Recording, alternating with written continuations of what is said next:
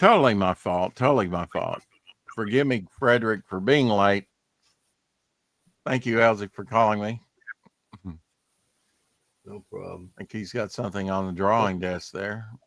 Already beginning. Yeah. Very nice. Hey, you are Cool, muted. dude. Just to let you know. Hey, that's a nice piece. Well, Very thank you. nice. Thank you. This is a commission piece here. Yeah. A lot of work Oh, in that. yeah. So what's the impetus behind this? Is this Bigfoot? What is this? Yeah, this is kind of a Bigfoot type wild man creature from Mm-hmm. another dimension kind of a thing. So this is a commission piece for one of my writer friends. This is a fantasy short story that he's writing on Yeah. World Without End. And he kind of And wanted a tree that looked like a face in there. yeah, I don't know the whole story behind the idea, the concept, but he asked Uh-huh. for a kind of a nature scene where you turns into Yeah. a surrealist kind of silhouette of a man here. Yeah. I see a bird down So there. Now that may just be the negative space and the positive. Well, that one too. Yeah. Down there by the big fern leaves, or I don't know, elephant ears, whatever. yeah. I don't know if you see it. Uh, Point your finger and I'll direct you to what I see, and maybe you'll see it. Yeah, a little bit up to the right. Up to the right. Yeah, right there. You got your finger on it right there. Remove your Okay. finger and you'll see it right there. Okay. Is that you see it? No. You don't. Okay, well, imagine the white negative space being the breast, you know? Oh, okay. Yeah, Yeah, you see sure. it now? Well, It looks like Yeah. a bird with the it's wing called shape a and everything, leg, but the Yeah. leaf, kind of. yeah. Yeah. If you Well, the took negative those space will legs do that. off, Yeah. Yeah, that's a happy accident. I like it. Always. Yeah. Yeah. Yeah, I like the So little subliminal stuff. I saw the retrospective in 1989 of Gauguin, and he had subliminal messages like a bush with a face in it and different things like that, all in a lot of his work. Not everything, but a lot of mhm. his paintings had subliminal messaging in it. Yeah, Uh, it's a fun challenge to get in there. It's not an easy one to pull off. You got to draw two things in one. So yeah, both have to look like they stand like both have to look real and right.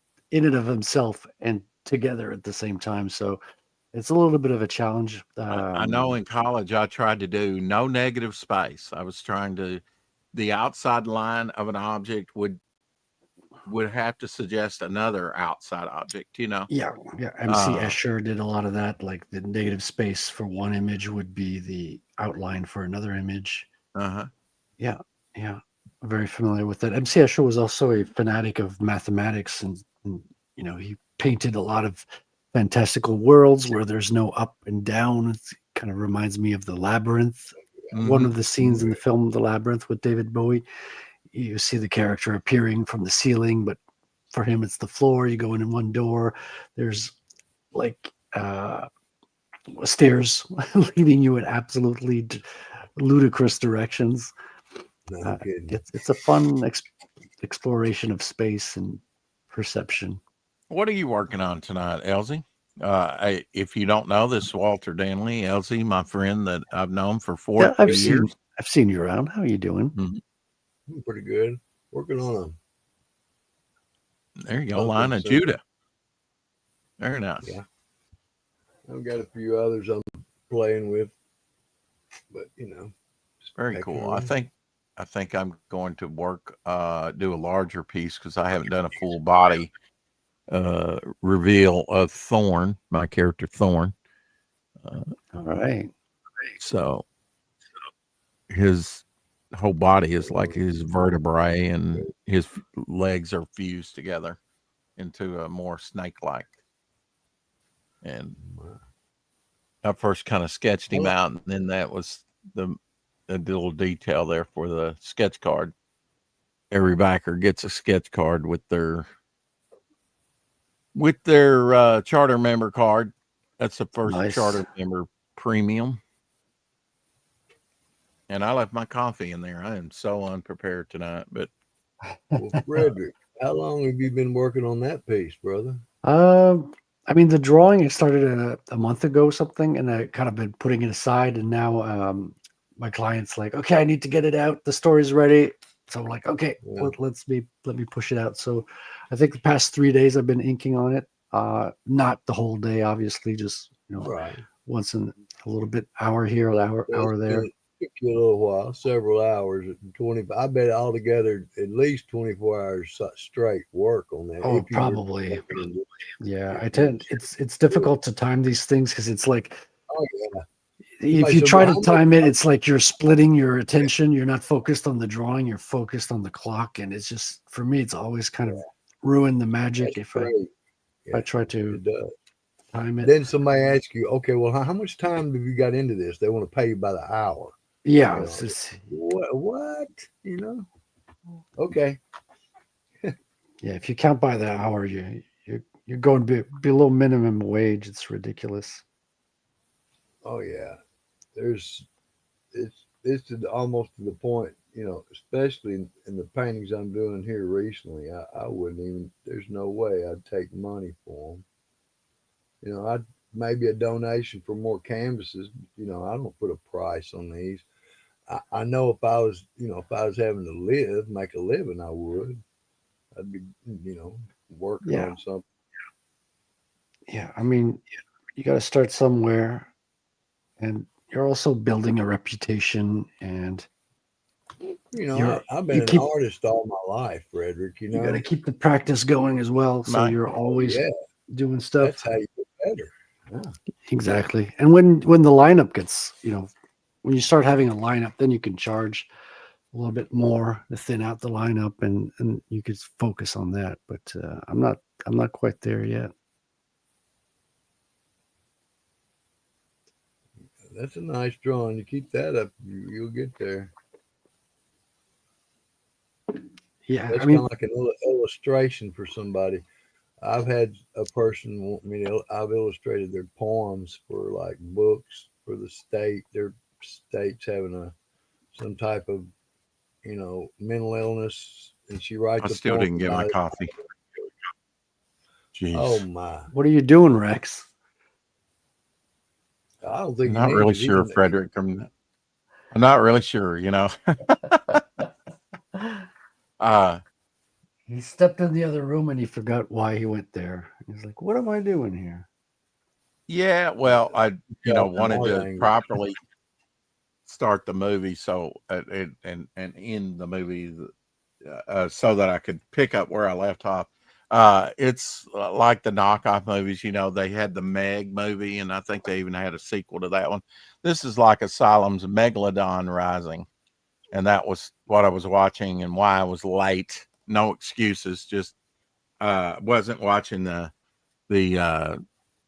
Time. the time at all, and I thought Yeah. surely, because I when we ended, we had like a couple hours, and I thought, yeah, fix something to eat, and yeah, I should have checked. I put the phone on the charger, but thanks for hanging with us, Frederick. Uh, Yeah, it's all just good. started this show, episode 2, hanging with my homie, which is I've known Elsie for 40 years, and it's like um, the concept was to kind of hang with Elsie, draw, talk, promote whatever we wanted to do, right? And Yeah. not necessarily have guests on, but we, started the other night and had um, a guest on, and I'm trying to think of who that was. Let me look here real quick. That was Uh, Vinny, wasn't it? yeah, Vinny Vinny. Tarnamella, and he was very gracious with his time, and I had never had him on, so we kind of did the interview, but um, I think Shadowhawk might have been getting a little worried today. It's like, well, when are we going to talk about his book? Well, uh, I have interviewed Frederick before, just not on this channel. So, Yes, uh, correct. yeah, and I did not ask him, how long he could stay. Generally, on the 4 o'clock shadow, we do about a couple hours. But there's no really set time to it. We can go longer, we can go shorter, and we often have. but on average, I think we've settled into about 2 hours, and I think up to about 2 hours, 2:15, is what they say tickles the algorithm the best. So I didn't want to go really past 2:15. I think we went about 2:17 something. Um, That but sounds about right. but Yeah, we had like 70 people watch us, at the end of it, that's pretty and good. so good response. Everybody was interested in what you had to say today. Nice. Uh, and we've had one watcher since then, so that's great. Um, pretty good response, I think. Uh, We just kind of want to hang out, mellow out, do art together and things because, you know, Sheldon in the house. uh, Hey, Thank you, Sheldon. I'm 2.5 hours away and you're up in Canada. So I Oh couldn't yeah. sit with you, well, unless we had this capability. I'm in Northeast Arkansas, and he's in Jackson, Tennessee, which is, like you said, about 2.5 hours away. About an hour out of Memphis, I guess. Isn't that right, Elsie, or is Yeah, it a little about an bit hour more and than an hour? 15 minutes. About an hour and I'm 15 in minutes out of between, Memphis. I'm pretty much in between Memphis and Nashville. Oh yeah. I was in Yeah, Nashville last year. he's Yeah, on my the nephew lives there. he's on the western side of the state, like Memphis. Yeah, Put it that's my this way, dog if you're Hack. going from Nashville to Memphis, you'll go through my town.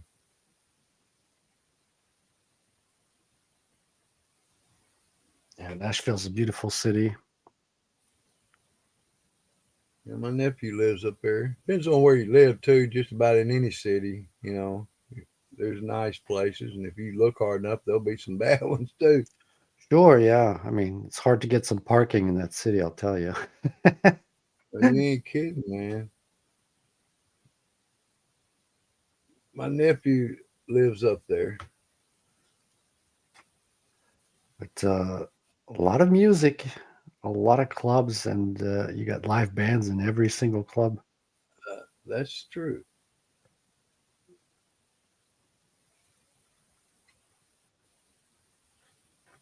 Everyone goes to Nashville to try to bust into music. That's the place to do it because there's opportunities. Must be a lot of competition as well, right? Must be Oh yeah, definitely a lot of competition, but without opportunity, there's no competition. right. That's the thing.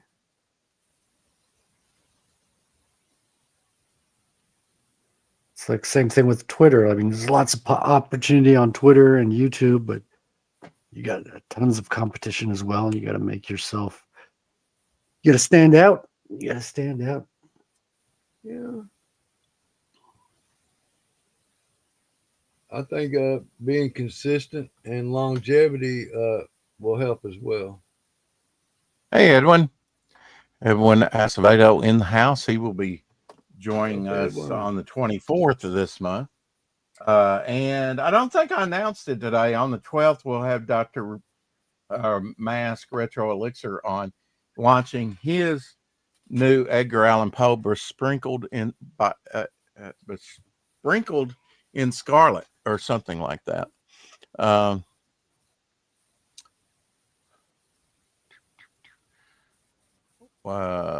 we've got Mike Walters in the house. Uh, Frederic, why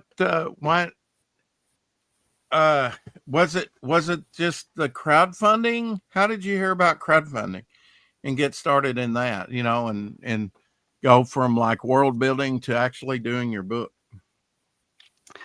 I mean, I've been hearing people do stuff on crowdfunding for a little while on YouTube. So Uh-huh.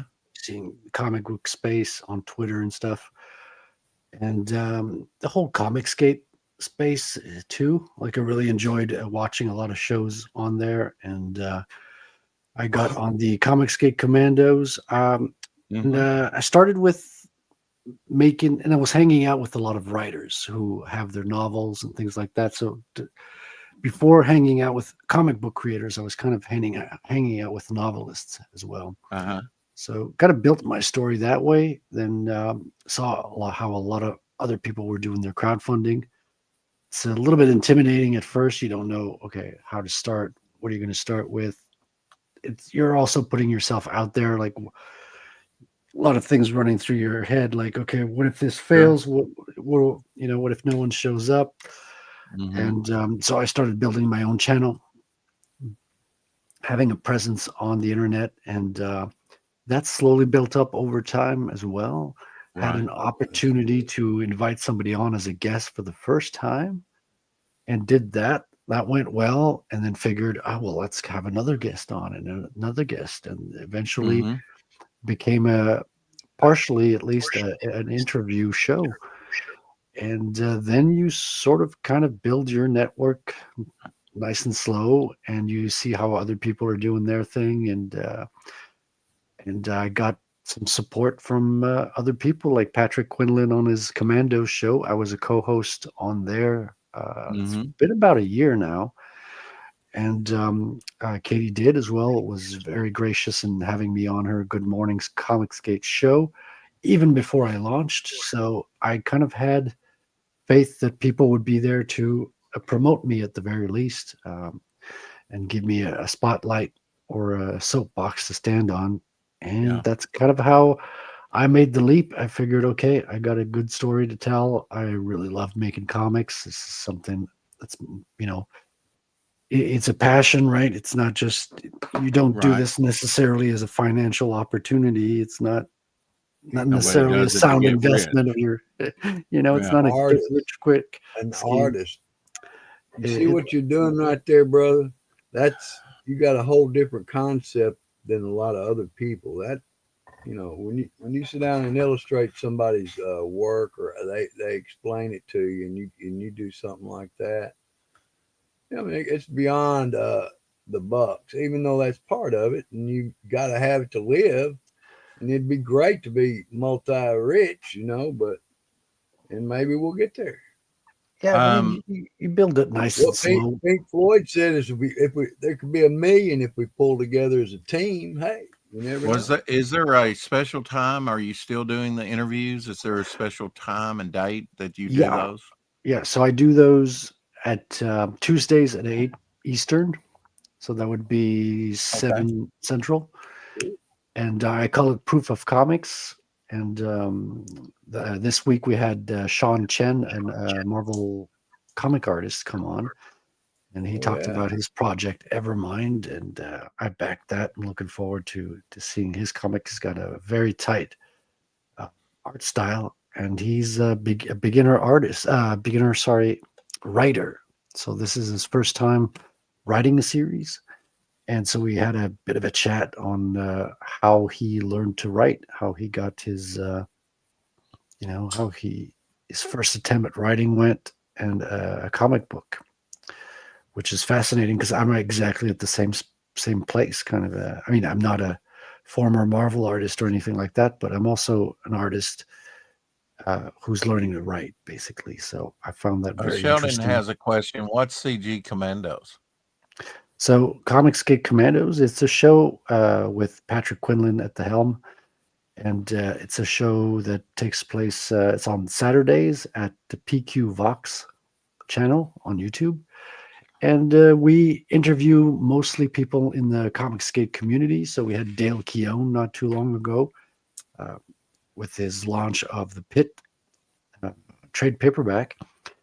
And Mhm. so we had the opportunity to talk with Dale and interview him and ask him about his, how he got his start in comics with the Incredible Hulk, and how he got started with the Pit, how he created the Pit, and all that, and about his evolving art style as well. As like fascinating conversation. So it's me, Patrick Quinlan, and Damien Chaos, also known as I always blank on Colonel Carbon. Yeah, I have to say the title before I remember the name for some reason. Did you ever think that you would be, interviewing people like, former professional or well, Oh, I not mean at still all. professional. Not at all.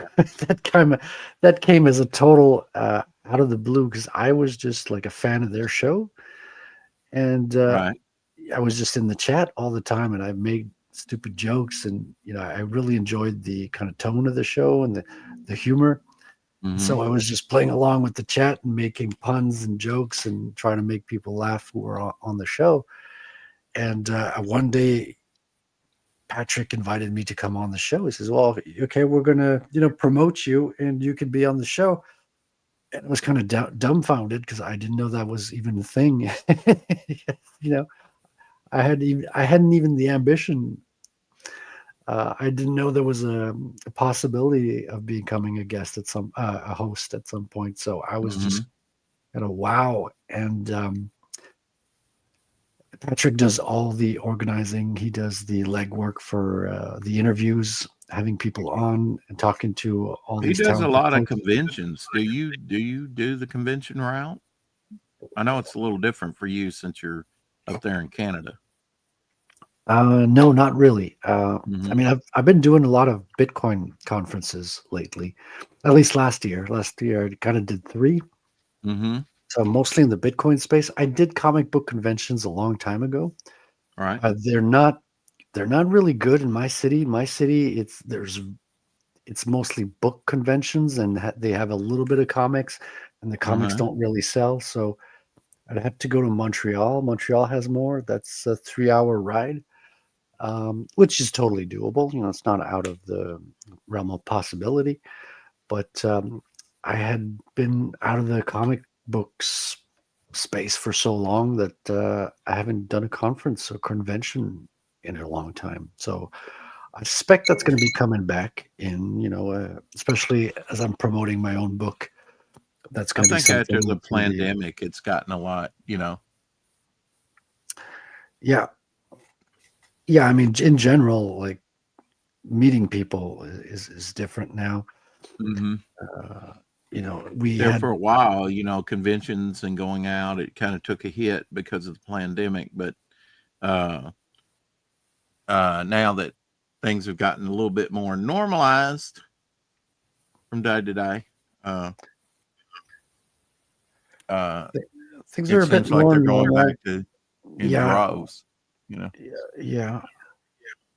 But again, it's not something that's in my immediate space. And going to the United States, it's a bit a bit more involved, got to take a flight, all that. Just to let you know, LZ, your jar that you're doing that with, when you ding the jar with your brush, it's right by your audio, so it's very loud. So you might want to put that somewhere else. Just to let you know. No problem. Yeah, I mean, I haven't done conventions in a very long time, but once I get product in hand, I'll probably do some local things. But it's a lot different at my age than it was like when I was a younger person. Yeah. It's not got really the draw, especially now that you have this platform, right? The internet. Well, that's the thing is a lot of the people you meet and the connections you make, you can do them over YouTube now, or Twitter and YouTube. So exactly, there's a big financial cost as well to getting out there, like the hotel cost, the flight costs, and you got to carry your books and all that. And there's no guarantee you're going to sell stuff as well. So sure, there's a bigger risk. I mean, I'd love to. I mean, it's going to be in the cards at some point, I'm sure. It's just the stars got to align. Hey there, Gothic Angel. Yeah. Bonjour, yes. bonjour, bonsoir. That's Carrie. Yeah, she's the one that was like, "Can you say something in French?" I remember earlier today. She's got a cute kitty cat there, black and white cat. Yeah, that's Shadow. I believe. I've got one sitting on my lap. Oh, here. There's the white one. Yeah. We didn't get to see her today. Yeah, she's kind of like she's a she, and whenever I'm at the drawing table now, she just comes in, sits on my lap. What about the darker cat? Was that a she or that's a he? Yeah. Okay, so you got a he and a she. Okay. Yeah, you got a black and white. You got to keep things balanced, Rex. You have to have a balance. Yeah, I heard you say that. And I've actually watched some things on. I actually watched a thing on YouTube on feng shui. Oh yeah, recently, Yeah, Yeah. Sheldon says you should make a Bitcoin Comic Con. I found one other person who does Bitcoin comic, and I'm going to Mm. have him on my show Tuesday, Sheldon, if Oh, you're interested. that'll be I've had him in cool. the past a few weeks ago, but we had so Yeah. much in common and so much to talk about that Uh-huh. I asked him to come back on again for a follow up. I don't think we could hold our own conference of Bitcoin comics. We're Right. like two people. I think there's a third comic out there somewhere. I don't know the person working on it, Yeah. uh, but I'm not the only one doing that. A couple have had the idea. What I do see, though, is more having a stand in the Bitcoin conference and having a stand. You're the only guy selling a comic, basically. So all the people coming through the convention, if they want a comic book or if their kids want a comic book, you're basically the only guy selling a comic. So you have Hmm. very low competition. So that may be an Yeah. option. That may be in my future.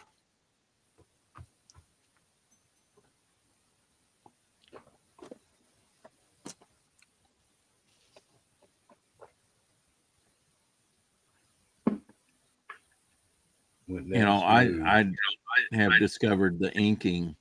Uh, didn't much think about the inking much till making my own comic, working with other artists, and inking some of their work. And um, but to me, the inking is where it comes to life. Where you have the thin, thick Oh yeah. lines. Um, it. Even Alex Ross's work looks different, just from the pencil work to the ink work. And then, of course, his painting makes it totally look different. If he goes to that stage with it. Yeah, I have a few kind of blue line printed pages of other artists' work. Right here we Hmm. have a Barry Windsor Smith Weapon X illustration. Oh, wow. Cool. So this one's been on my table for too long now. I want to attack it and work on the Uh-huh. inks on this. And for me, it's kind of an exercise. I do it Did you for print that out in blue yes, line? sir. Yep. So you Okay. can find. I found sometimes you get people to share pencils on Twitter, and I've been building up like a folder of the best penciled work I find. I've got some other like there was one. Which one Any was Dale it? Keown, since you Uh, got to meet the artist? So I don't have any Dale Keown that I've worked on, though I Uh-huh. do have a Mark Silvestri Pitt. So I inked a version of Pitt that was drawn by Silvestri. So Okay. there's a Dale Keown connection, but it's not literally his artwork. Yeah.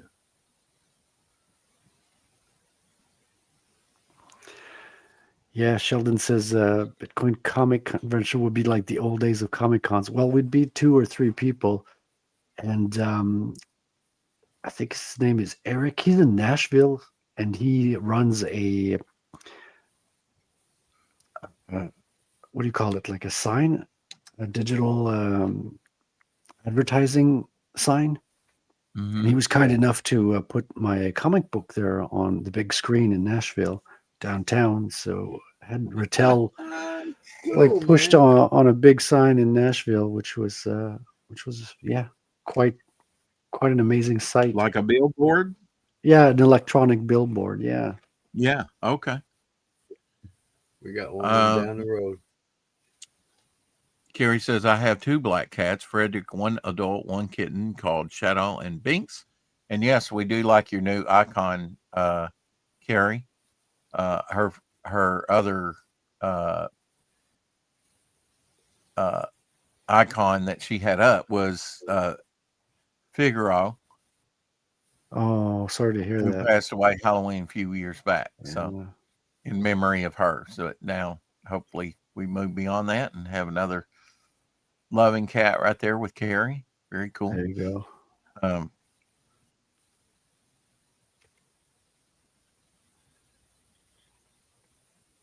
She has two, Shadow and Binks. I have See a that? Jack Russell dog. Uh, and I celebrated my 60th birthday the other day. Oh, And happy birthday. she's 13, so she's probably older in dog years than what I am, about 80. So, true story. Yeah, yeah, Yeah, yeah, yeah, that's the way it works, apparently. yeah. Yeah, my cat's going to be older than me in cat years as well. Isn't that wild? That's crazy. Yeah. I That's, mean, that's they pretty become wild. life partners, They're some people Yeah. say, well, they're just pets, but you No. spend your Nah, whole life with them, and Yeah. you got a special connection. They depend on you as well. So Nobody spent more time with me than her. that's right. I, That's I, I right. think either that or my parents, as far as life years, I guess. For sure. think about it. Your baby will spend its whole life with you. If you're the kind of person that has a pet like me, I mean, I wouldn't get rid of my pet for $1 million. Maybe Yeah. a And million bucks. I don't know, but You'd Elsie's feel had rescue animals uh, for the most part for a very long time. Usually boxers, but this one was just partial boxer, isn't it? it's a mixed animal. It's a little bitty Yeah. compared to my other big dogs. But she needed a home, and she something happened because she was like shell shocked. I don't know what Right. happened, but she's got a good home here. She's got her Absolutely. house. That's nice. Spread the love.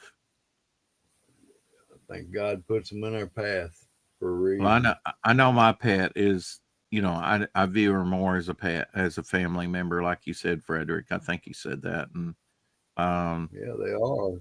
I mean, about the only time she's been away from me is if I've had to work and maybe my mother's watching her, or I remember there toward the end of COVID, I had to have my mother come pick her up because it was just hard enough to take care of myself, much less her. And all Hmm. I was doing was sitting around all day just trying to get better and wasn't getting better. So blessed to be here, and I'm blessed to still have her as a companion. And love Oh, I my hear you.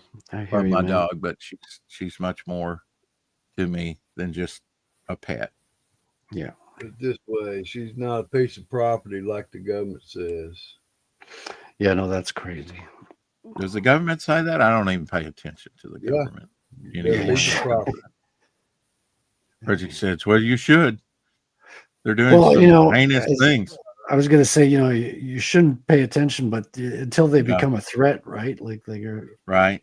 Yeah, you get That's some kind of zealous Karen in power, and that's they want to start killing pets that's and kind of what animals. And what has really got my ire up, Frederick, is that I have to pay attention to things that were maybe I should have before. Maybe I'm just awakening, so I don't blame anybody, but it's like I had to watch my food, what they put in it, and, all kinds of things that I didn't even come to my mind. I mean, that was one reason it even dictated my last vehicle I got, a truck instead of a car, so I could yeah, put more stuff in if I had to leave in an emergency. yeah, yeah, That's still very close to your mic, yeah. And with LZ. in I don't terms know to if you oh, I'm moved it or vehicles, sorry. not.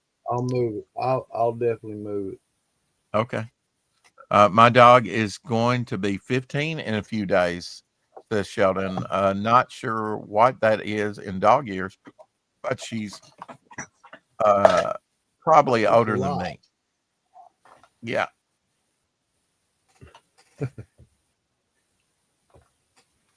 sounds about right. Yeah. Remember Peanut. Yeah. The squirrel. You have a beautiful heart, Elsie, the way you see doggies, Carrie says. Well, thank you. Yeah, it's not easy to lose a pet. I mean, I will be losing. There's it's Mm-mm. just me. Maybe it's me, Frederick, but every day it's like what for years now. It's like what will I do without her? You know? Yeah, I think the same thing as well. Yeah. When you're really Well, attached, I mean, we're almost I'll like tell you what you joined at the do. hip. I know. I've had to. You find another angel.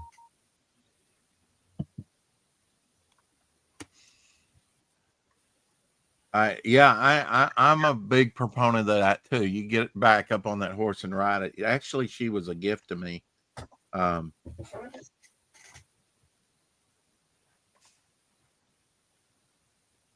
but I would definitely wouldn't mind receiving a Jack Russell again, Yeah. as a companion. I know some of them are um, more hyper, and she was definitely more energetic in her youth than she is now, but she's still pretty energetic for her age. It's like this. If my dog wanted to get away, I couldn't catch her. No way. Yeah, yeah. Same way with Abby. If I try to track her down, Let me like, tell you something. You mistreat that dog, as soon as she saw an opening, she'd be gone. yeah. That's just the way she is, man. Oh, you're talking about your dog. Okay. Yeah, my dog. Yeah. Yeah.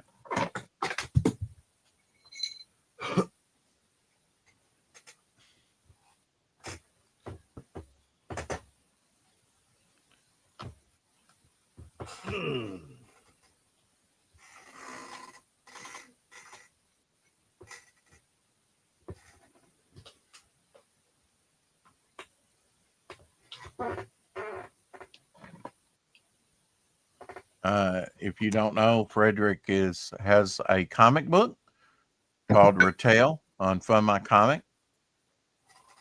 We did an interview with him earlier today. Uh, Hell, Right. I'll bring that campaign up, and we will talk about that here in just a momento or two.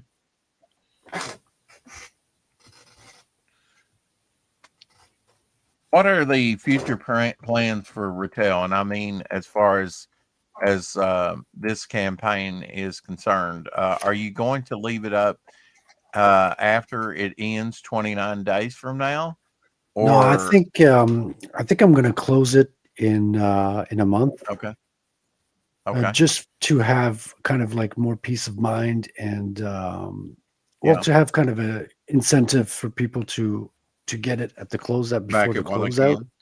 Yeah, Yeah, and also to just be able to move on to other stuff without having to mm-hmm. split my attention on many things. So I'll All be right, getting started on the pre-press for the printing process for the first book and getting the writing done for the second book as well. I've got a first draft on the second issue and I'm mm-hmm. excited and looking forward to getting started on it as well. So that's very, very exciting.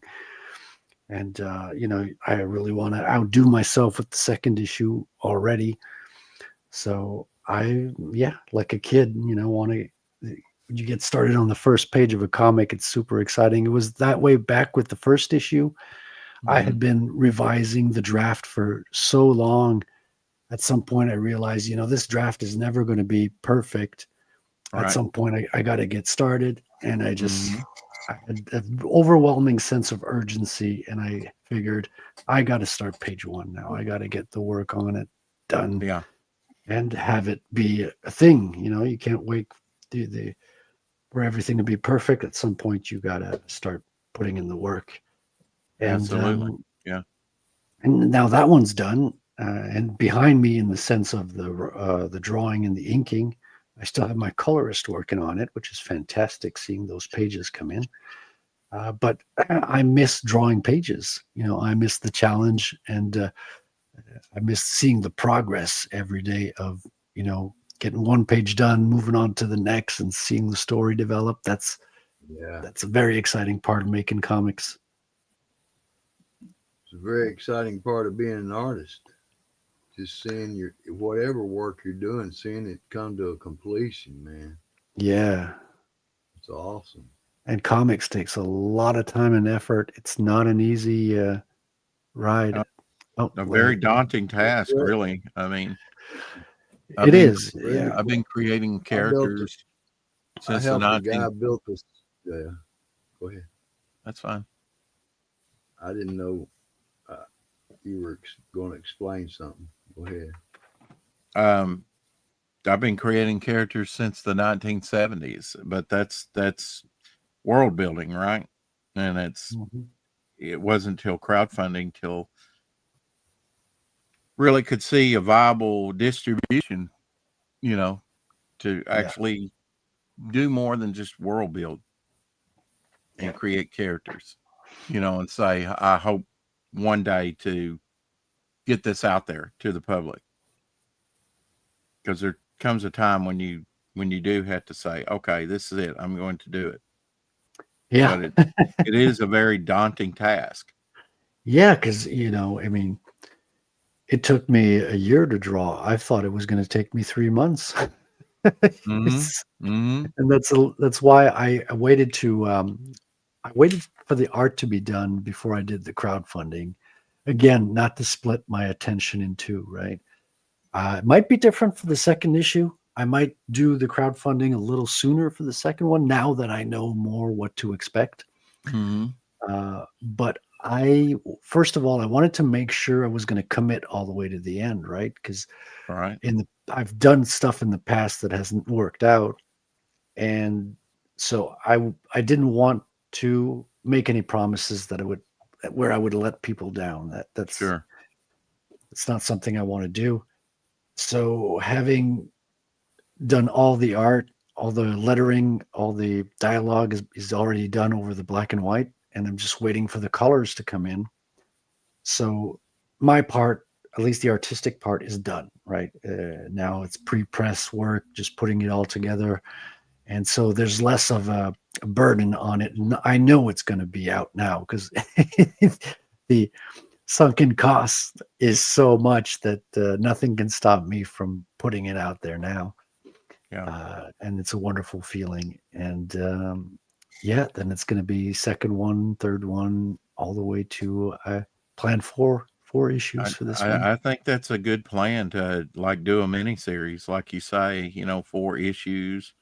Uh, and any thoughts to where you go from there? Will it be another retell? Will it be something totally different, or have you Yeah, thought I that mean, far that's ahead? doing a miniseries was an afterthought, to be honest. I Mm-hmm. got into this thinking, wow, I want to do this, for the rest of my life. Let's get into it and just do this. Mm-hmm. But then I thought, okay, I'm selling this to people, right? I'm making a promise and to people. So I figured, okay, what if things don't go as good as I want? Or what if I get a better idea at some point and want to work on something else? So I figured Right. let's try to manage things a little bit. And that's kind of why I figured, okay, let's take a bite size. I mean, even 4 issues is still a big bite as an indie Oh, it creator. is. Yeah, absolutely. So, but I figured it's at the same time it's small for a comic book arc too. So it just felt like the right number. I still in my mind want to keep working on this forever, right? Or at But least you're not insane like me trying to work with multiple characters and launch a whole universe. yeah, no, I wanted to keep it simple. I've done stuff that has been kind of. Will Rattel have a daughter and name her the French word for Wolverine? Sheldon's been giving me great ideas, man. First of all, he put me in contact with Sean Chen that I interviewed this week, and he had an incredible idea with one of the psychic spies. She's very themed around butterflies. The psyche is represented by Mm-hmm. butterflies and symbolism. And he said, "Oh, you should give her butterfly knives." And I was like, "Whoa, that's a good idea, man." I just saw the image of that. It's fantastic. So thank you for that, Sheldon. It's good ideas that you're sharing with me there. Appreciate that. I gotta check what the Hey, on French word for Wolverine is. Carcajou. Oh yeah. So carcajou. You know what's funny about that word? That's the police have adapted that word. Yeah, there's a mm-hmm. branch of the police here that are called Wolverines in French, which is carcajou. Hmm. Yeah. They were called Cobras in Memphis. Oh, yeah, yeah. So why not, Sheldon? I mean, I hadn't thought that far, but you never know, man. Sometimes you plant a seed and It you water grows. it and you forget about it for a long time, and then one sunny day, things start to grow, and you get to the point where you need that idea. He says those are the only kind of ideas I have. Well, that's good. That's good. My ideas are not always good. I jot the best ones down, make sure I keep a big. Do you guys, you must have that, right, Rex? Do you have a story Bible or kind of a character Bible or an outline Um, reference material? How do you keep track of a universe that you're building like that? well, mainly in my head, but yes, there are things that I write down, right, and compile all those writings together, and it comes to you over time, like we were talking about earlier today. Yeah. Uh, I think time is one of the most, especially for a writer, um, is some of the most precious things that you can do as a writer, and work on multiple projects too at the same time. Like I'm sure you've worked on issue two of your book already a little bit. I'm Yeah, not. well, I have an outline document where I imagined 50 issues. At some point, I heard Todd McFarlane say Hmm. something to the like of, if you want to really leave your mark on a story or on a title, you got to do like 50 issues or something. Yeah, And I've that heard kind That that. of stuck exact with thing. me. So I Okay. used, it's a very abstract idea to go for that number. Yeah. It's just something to shoot for. Hmm. So I decided I created another file where I put 50 titles of 50 comics that I would do. So like for 50 issues. So I have Hmm. titles that I can go grab in this file for up to 50 issues, maybe even a little bit more. And so I started to think in that number, like 50 issues. And it's I think it's impossible for me to do that in my life. It took me over a year to do the first one. Yeah. Even if I Yeah. start getting faster, I don't think I'll get to 50 issues. It's a bit Right. unrealistic. But Yeah. still, I mean, you can take the best ideas from that, right? You jot down 50 ideas, maybe the 10 best will be the ones that you'll get done, and then that's fine. But that's kind of how I've been working with it. I've been outlining a major epic story. Like I've have epic and grandiose ideas, and at the same time, Hmm. I know why you can't just you, you can't just accomplish an epic, grandiose project. That's Right. the work of a lifetime or a Well, monumental I effort. guess that's why I started, from the very beginning with working with another artist, a friend of mine, another friend that actually I've known longer than Elsie, 40 since 1982. Hey, Gray, and I thought if I'm going to get a whole universe, I'm going to have to elicit some help, and of course, as an artist, you want to do it all yourself. You want to develop all yourself, right? I mean, Yeah. maybe not. Maybe you've been in commercial art and you like to work with others and working with that, but it was new for me. Just speaking from my own experience, it was all kind of new to me to work with other artists and collaborate and stuff.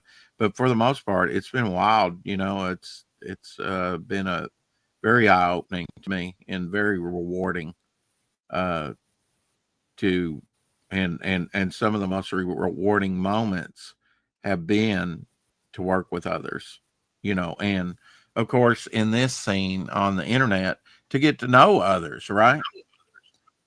Just to get to know Yeah. them to where you Yeah. can work with them, do streams together and go, hey, would you like to work on this story together, or this character, or this, I've got this concept, would you do this commission piece for me, or this cover for me, uh, et cetera, et cetera.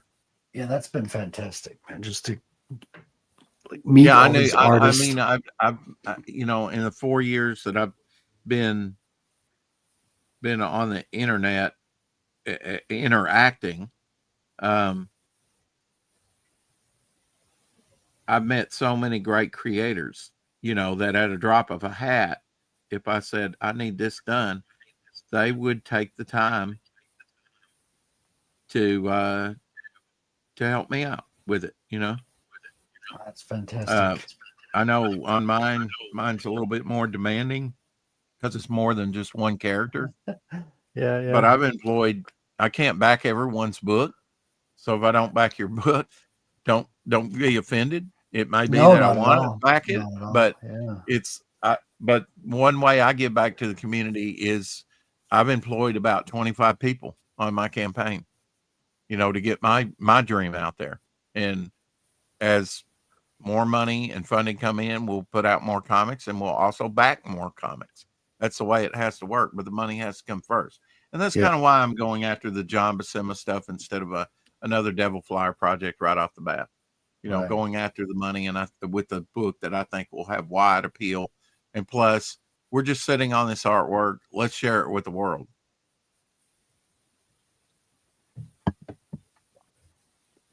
Yeah, especially these older artists. You get to a point where it's their legacy. It's part of Mhm. history.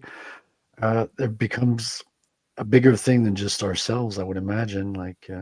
Well, I really didn't get into that with you too much, but it's really passing on the torch, right? It's uh the legacy of people like of uh Jack Kirby, Ditko, others. It's and how can you best do that? How can you best honor them and their work, people that came before, and Absolutely. keep this that they fought to keep alive, as an American art form. How can you kind of keep that alive and going strong? And I'm not sure everybody looks at it that way, but I know I do. And I'm blessed to be able to do anything in comics. Yeah, I mean it's always a passion project, right? So to Yeah. be able to work in what you love, it's it's always a privilege. Hmm. That's why there's so many people who I'm one of want those to. that believe that we stand on the shoulders of giants, Yeah, of those creators that came yeah. before us. Everything we learned it by watching what they did, Mhm. and the discoveries and progress and the example they've been giving us throughout the years. Like you were talking about Kirby Crackle, I think we got off on that a little bit today. You know, Yeah, well, we learned that from talking to Dale yeah, so it was a fantastic little tidbit of information. yeah, and it might be like Homer said, he just made that up, but it sounded good. I could see it. Well, he did joke he made it up, but Yeah, he then admitted that it was true. So I don't know whether it's true or not, but I'm going to have to try that out regardless. If it wasn't true, it might become true, and if right, it was always true, it'll probably work. But I don't tend to do much Kirby Crackle in my style. But at the same right, time, I don't think my style is. I don't think I found my style yet either, Rex. right. I'm still. That's why I like to ink other artists as well, especially with the inking. And I kind of relate to what you were saying with the inking. When I Uh-huh. was younger, I didn't care much for the inking. I thought, oh, I'm going to be the penciler, right? You see the credits page in a comic, you see all the Right, roles, and you're like, oh, well, I want to be drawing Wolverine. I want to be drawing Spider Man. So I'm naturally going to work to become the penciler, and they'll hire somebody else to ink me, and he'll be the inker and all that. And that's how I thought when I was younger. And now there was a point where I was like, okay, well, I'm an independent artist, so I don't have an inker. I'm going to have to ink myself. So then it became kind of, oh, well, I have the burden to ink myself. mm-hmm, So did that for a while. And then at some point it stops being a burden and becomes a pleasure. When you get good at inking, you right, realize inking isn't just something you do over your pencils. It's the final stage of drawing. It's this Right. is the point where the drawing is completed. It's the final form of the drawing. I mean, even if you add colors at the end, the inking doesn't budge, right? The Yeah. colors just make the ink pop, but Mhm. the ink remains. That's what is left when you erase the pencil. So in a sense, the penciler, his work is lost to all time. In a It sense. is, and In a unless you, sense. scan the thing, and Yeah. then Yeah. Yeah. of course, it can live on. Um, but yeah, I like just raw pencils. I like when they, are reproduced, Oh yeah. um, Oh yeah. uh, I got some great and then Capillo colored over. pencils I this think week. I think too many artists today, they take the easy route and they let the colorist fill in some of the detail, which I've gotten drawings like that Yeah. as well, where I'm like, well, we'll fill that in the coloring. At least at the moment, that's what I was thinking, that Yeah. this could be conveyed in just color alone. I And found I found myself doing the opposite. I was trying to draw too many things in. I was like, okay, let me draw where it's going to shine on the chrome here, and adding mhm, a lot of lines where I wanted kind of a shiny effect. And then the colorist got it, and it was like, oh, it's kind of redundant. Maybe I should draw some things. I should draw less, So I learned to step back on some things. Oh, wow, that's cool. yeah, he's kind of got a centipede body, but it's based on. Whoops, I'm sorry. I meant to put the spotlight on me. Damn it. Okay. Anyway, uh, yeah, he's kind of got a centipede body with sort of whip-like arms, and at first I wasn't even going to give him hands, but I thought skeletal-like hands on these long, slender arms that could come around you and grasping, and not just sharp whips. And then I put the thorns on him, and that's how I came up with his name, Thorn. And so Oh, his that's good. body is like centipede or snake-like, right? And Hmm. his vertebrae becomes the body, basically, with thorns, with the vertebrae bones being more pointed. And then his legs are fused together into a tail, Hmm. so I've got to depict him. He's kind of a newer character that I came Very, up with. Yeah. very much So I'm comic working book on it. villain type. Yeah. Yeah. Well, now I'm creating 43 new. Well, I'm creating close to 43 or more new characters. Um, Some of them I've already created and kind of rolled into this concept of the 43, which is sort of a Nazi super experiment of World War II. And they thought it disintegrated everyone, but it didn't. It sent them through time. It's basically a transporter accident. And it did in out of 200, there were 43 that were endowed with some kind of power or deformment, mutation, Oh, whatever, right? interesting. Yeah, yeah, So yeah. I needed more villains. I needed more women in my universe. So that was a good excuse to do a lot of characters, but with the same origin. So you don't have to tell the origin, or you can do sort of Marvel brief synopsis, Yeah. on retelling the origin, and then you're like, oh yeah, I know who the 43 is after a while. Um, Life is like a rose, and he's a little thorny. Sheldon says. Huh. Um, That's good. Yeah, a lot of people are like, "Oh, you like to draw a lot of monsters," and I'm like, "Well, I like to think out of the box of what I have not seen in comics." I'm trying to create what I have not seen in comics, but would like to see in comics.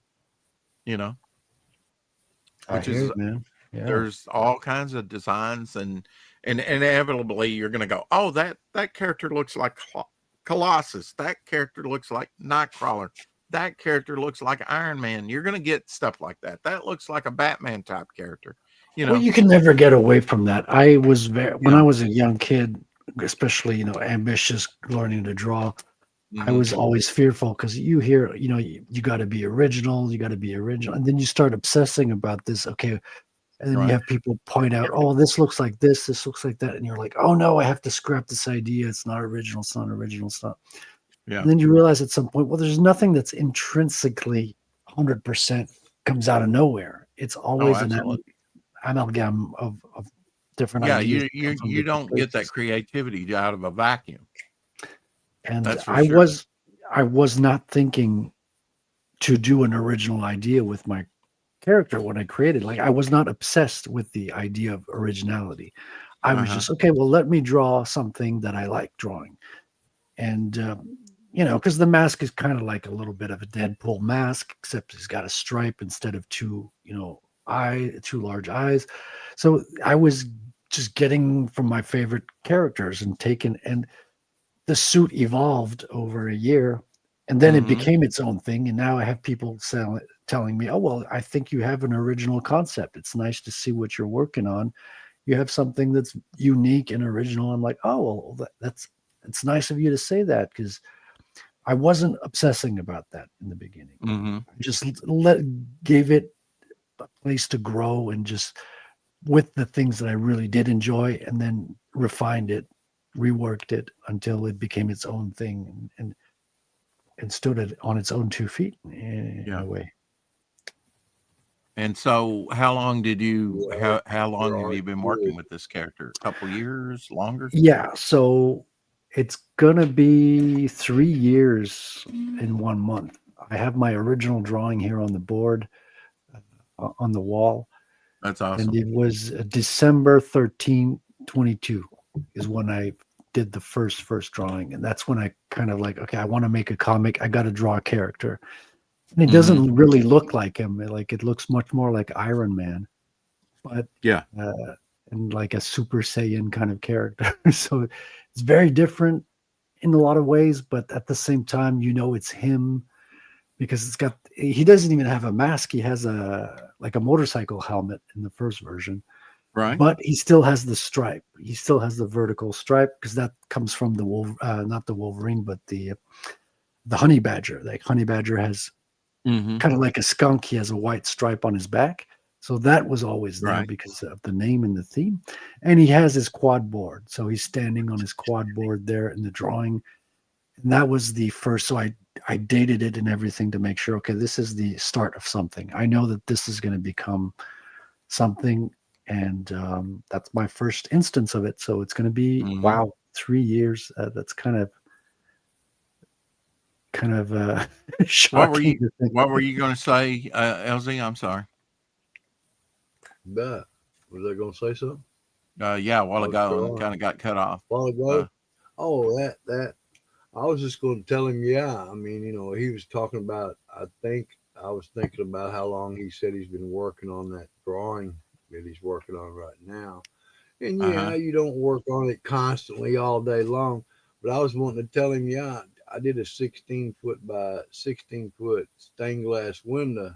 I helped an artist friend of mine construct it and install it. We installed it in a college, and see, that's something that's going to be there way after I'm gone. Things like that. This is like illustrations and comics, and they're gonna be here when we're not. Yeah. Absolutely. That's kinda like Anything we'd worth like to doing be our takes. legacy, wouldn't it? Well, I'm saying yeah, but I'm saying anything worth doing takes a little time, Yeah, and practice and work, absolutely. like y'all are talking about. Um, yeah, I've got a character that, is on the campaign, Bog, basically my Man Thing or Swamp Thing character, right?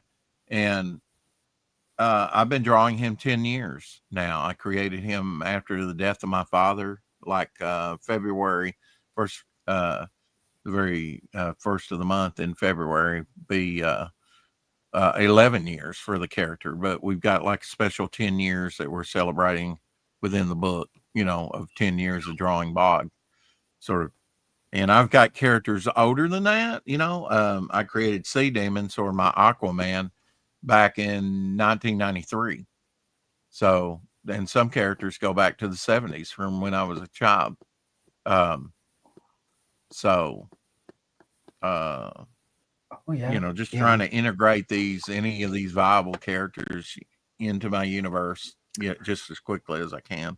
I still have my old sketchbooks from when I was a teenager, and a Hmm. lot of I was creating a lot of characters. And what's funny is you look at all these old timers who have made their mark in comics, like Todd McFarlane.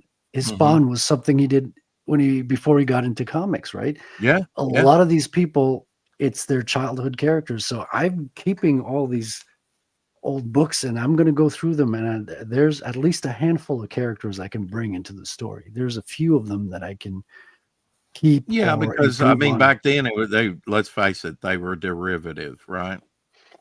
Some of them, Sure, yeah. sure. But at the same time, these were the things that really resonated with your core, right? These are things Oh that yeah, yeah. meant a lot to you. It, So it's like a time lapse, a time of your life, capsule, yeah, time capsule of your life, yeah, yeah. and your thinking process at the time, and that's always interesting to take a look back at. I think.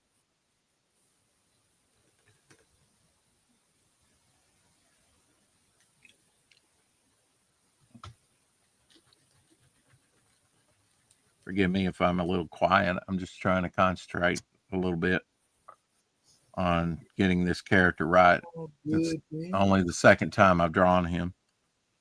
Yeah, same here. I have to step away for a minute. I'll be right back Okay. in just a second. We are on with Frederic Guimont, who is an artist from Canada, currently living in Canada, Quebec. And his book is called Rattel. If you don't know about it, you can find it over on Fund My Comic. You don't know about it, learn about it. Learn about it, right? Absolutely. We're here to promote his book and other creators' books, as well as just have fun drawing and creating. I know that most artists like to create with other people, other artists. I mean, Mhm. other people too, but Absolutely. makes it a little more interesting.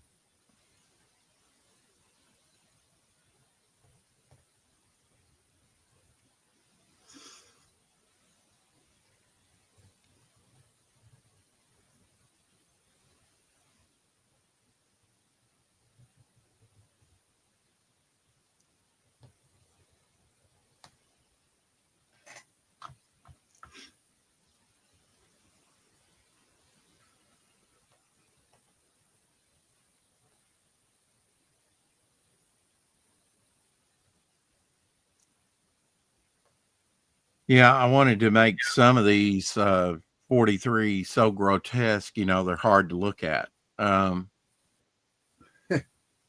you know, Yeah, they I'm weren't like, meant to be. well, I was looking at some of the designs of some of the ones that I've done before, and I pretty much stuck with that human looking, look. Some like Cinder, he's like molten rock, but I thought, okay, but he's still got two arms, two legs, right? Mm-hmm. Uh, a ghost that I was working on night before last, I guess, kind of like a wraith or a ghost. Still bipedal, right? Arms, legs, whatnot. So I thought, Thorn, he's going to be this character before I even named him. Is going to be pretty grotesque, with his legs fused together and more snake-like, more scary, you Right. know, and that's there's a place for that in comics. Sure. Yeah, I mean, you need good villains, right? You need. you do. Some would say Rattel's only as good as the villains. Yeah. You know, you got to have good villains I got for some Rattel, colored, the hero of your piece, to go up against. for sure. I got some colored pages today of the villains. My colorist is at that point in the book. Hmm. And I had imagined the evil bank man as a kind of kingpin character, except Yeah. you never see his Yeah. face. It's more like Dr. Claw Oh. from Inspector Gadget. You mostly see his hand gestures, and he's smoking a cigar. He's got Uh-huh. these rings and all that.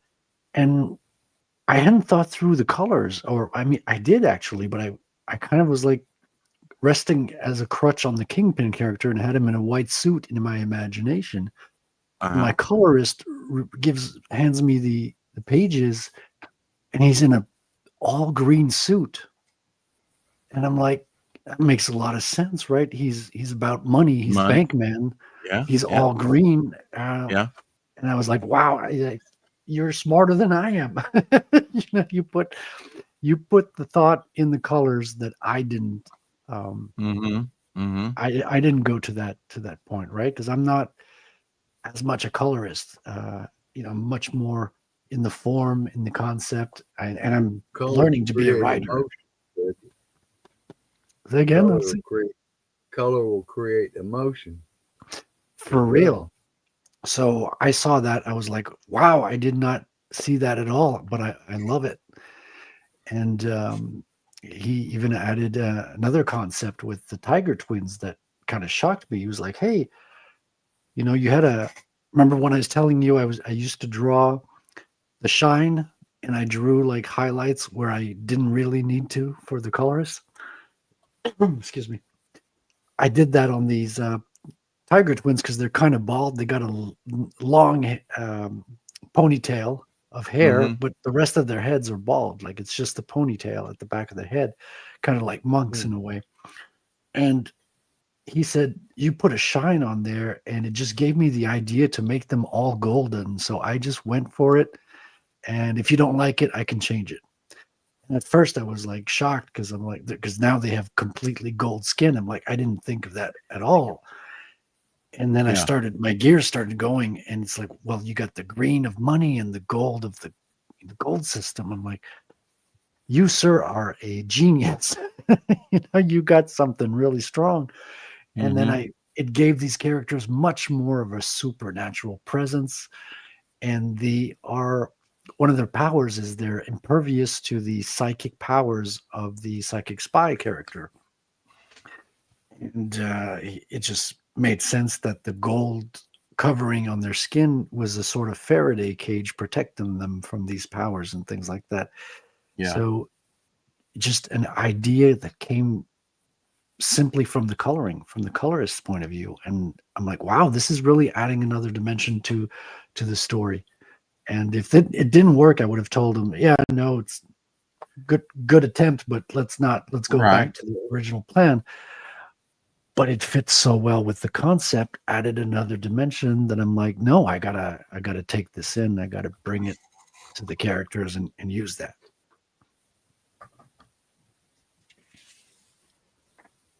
Here we are. And here we are with Frederic Guimont, creator of Retail. Over there on Fund My Comic, you're doing very well. Have you been told that?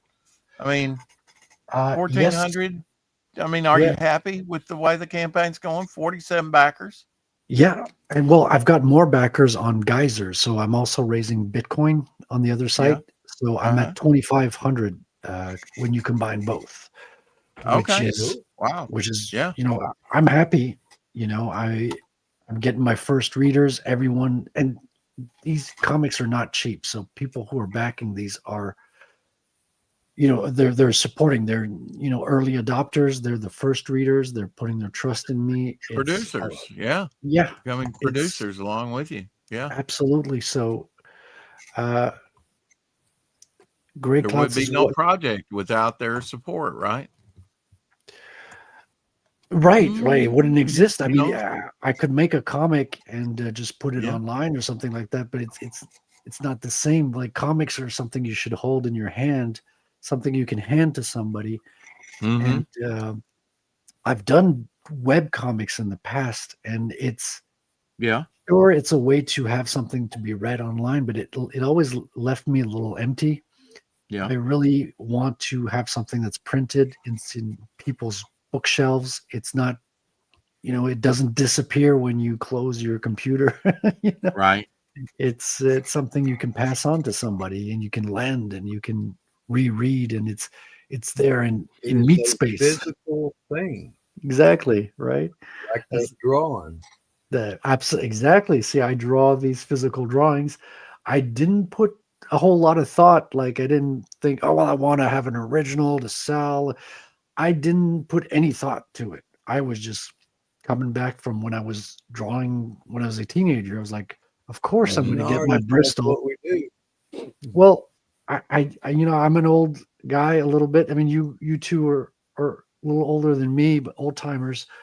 But I just naturally gravitated back to, of course, I'm going to grab Bristol boards. Of course, I'm going to have an art table, not Hmm. thinking that things have changed a lot in the last decades and people are drawing comics on tablets and their laptops and all that. And Right.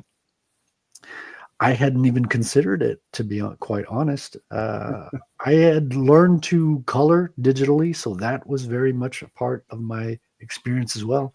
And I'm still coloring digitally today because it's simple. But I look at Omer doing his thing with the watercolors, and I'm like Oh yeah. I'm a little jealous. I'm like, okay, there's So something to fun, that. brother. It's so fun. Yeah, yeah. Digital is gives you a lot of options with masking and you can try stuff. But yeah, I mean, I'm gonna have to do some stuff with the watercolors. I'm gonna have to get some good watercolors and try it out. I didn't want to do it Yeah, with the original comic, wa- but water down some acrylic, you know. Well, Uh, Omer's been an influence on me because most of my stuff has been since I started. Um, at some point it was like, okay, I'm gonna do a color piece, and then I enjoy that and do another and another, and just about everything I've done is in color. This that I'm working on now, I'm going to color, but it's practical that I need a color guide for some of these characters. Uh, oh yeah, because I yeah, otherwise I had to explain it to the and that's one of the most daunting things that I see. Um, for expediency, I was doing everything in black and white to be reproduced, right? sure. But color is a big factor too. And to me, it's like, well, it's blue. Okay, what kind of blue? A Prussian blue, a baby robin egg blue, ultramarine blue. There's so much to color to describe. You almost have to show it. You know, at Yeah, least practically, so the colorist can get an inkling of sort of what range you're going to: dark, medium, light. for sure, for But it, sure. it is another layer, drawing or I mean expressing in color. It's okay. Now you're not just drawing and inking, now you're drawing, inking, and coloring, whether practical or digital. And that takes more time. More time. Oh my Yeah, but gosh. I mean, it's part of the pleasure, to be honest. Like, It is. It it's is. it's what I want to do, so I'm not going to complain how much. Oh no. Oh no, I'm spending a lot of time doing exactly what I've dreamt of always doing. Right. At Yeah. some point, yes, you do want to get things done and move along, but you got to stop and smell the roses. I mean, Right. especially this piece. This piece has a lot of roses. I don't know if you can see them, but Oh yeah. got Okay. roses here. You get Man, I can roses here. smell them, brother. You see, you got roses there. Boy, Yeah. wouldn't that be fun to watercolor? Mushrooms. Whoa. Yeah, but Mushroom. Yeah. this is a commission that's commissioned to be I'd black and make white. me a copy. I'd make me some copies and have some fun. Oh, I'll You scan know, it for sure. I'll scan it. that's how I created Bog. Was I enjoyed Alan Moore's Swamp Thing, Hmm. and Stephen Bissett, and all adding all the mushrooms and all the detail and stuff in the '80s Yeah, to Swamp Thing that really Bernie Wrightson or any other character didn't really do, not to that extreme. And I was kind of drawn by that and read a lot of Swamp Thing in the '80s, yeah, which I had the whole collection in, like, I don't know, 6 or more graphic on trade paperbacks now, since I lost my originals. Um, yeah. Yeah. back in '97, I lost my original comic book collection to a fire, along with couches, chairs, and other things. Yeah, I had a lot of I had water damage. I was living in Hmm. my parents' basement, and Boy, the yeah. river across the street from them just Hmm. flooded because the ice would jam in the springtime. So the Oh ice would man. start to break up, and then it would jam in areas, so the river would Hmm. just overflow, and then it came up through the sewers. Well, it's not a sewer, but the drainage system, and Hmm. my long boxes got wet. They were all they were Oh, all bagged, but yeah. a lot of those bags had like tiny little holes in the corners. The bags are Oh, not yeah. always perfect. Yeah. They're not Yeah. always perfect. They're not Yeah. airtight. Um, Uh-huh. so I ended up with a lot of books in my collection getting fungus. They're Oh, yeah. in there. Hmm. Some are water damaged, and but I was lucky. There was one. The first appearance of Carnage is actually one of the books that's worth a little bit in my collection, and I had two copies. One has water damage, and the other is perfect. So I'm like, Uh, I'm happy. One survived. One's intact. That's good. yeah. And a lot of my favorite books are still there in the collection, and I rebought some of them too. And, Yeah, and there is a way to do that, but I mean to actually get rid of some of that stuff and restore it, but it is a painstaking process, you know. yeah, To and I didn't have anything that was worth putting that kind of effort into it. If I had Yeah, yeah, really old rare books, that might have been a different yeah. situation. But I figured, I'll I've got a drop lot of that these. '90s goodness because that I Hmm. normally wouldn't have. Maybe multiples of the first appearance of Carnage. I'm not sure. I'd have to look, but I know I've got a lot of his early appearances simply because I got back up on that horse and bought out a comic book store when I after my fire. Uh, I didn't let it defeat me. I That's good. just said okay. I did start collecting Pez at that time. Uh, the candy dispensers. Yeah, yes, I've heard you talk about it and show some Hmm. of them on stream with Omer. I'm sure. Yeah, yeah. Yep. Yep. They go back all the way to 1927 as Yeah, a that's company. crazy. I had a few Pez when I was a child, but Yeah. I never kept them. I did Never. too, and I just looked around. I did not realize how big their presence was on the internet, eBay especially. In fact, that was one reason that eBay got started in the beginning was Pez collectors wanted a way to trade their Pez No amongst way. themselves. Yeah, Serious? yeah, that was True. part of Yeah. why eBay got started. There was a big call for that.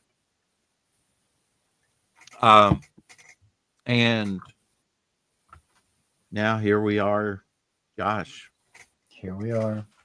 here we are almost 30 years later and got tons of Pez and big, not as into it as I once was, trading and whatnot, trying to get that rare Pez but still enjoy the hobby, still pick up stuff. I know LZ does too. In fact, I showed up to his house and gave him 40 bag Pez and said, "Hey, you might want to start collecting these." And even at that time, I didn't realize how collectible.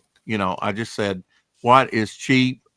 And I think going to be collectible and becoming collectible.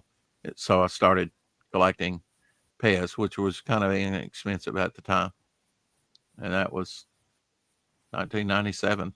You know, Yeah, I mean that kind of stuff keeps you young.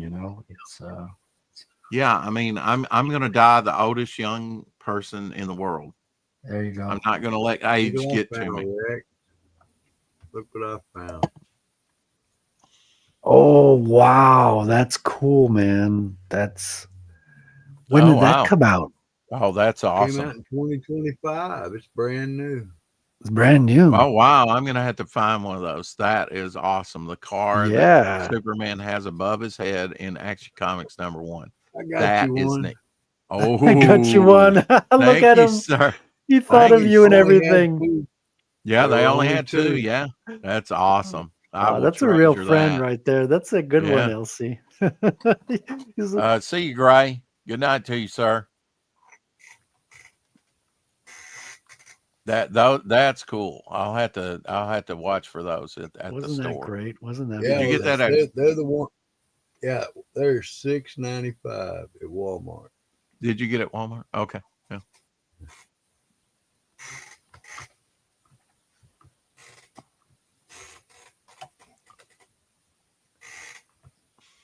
They had I'm two, and they had a few other different kinds, but they weren't anything but to do with comics. I'm kind of different, Frederic. If you go back and you look at how I created this cover, which is a recreation of Incredible Hulk #105, except with my character instead of the Incredible Hulk. Okay, yeah. Yeah, I've Um, seen this piece before. You've shown that. Yeah. yeah, this I was drawing, inking, and coloring it all at the same time. Mm-hmm. I did it. I work differently. You think, okay, Sure. you draw it out, you ink it, and then you color it. I don't always do Sometimes, that. yeah. You know, Yeah. yeah, I hear you. I'm kind of different in my thinking process. No kid. No kidding.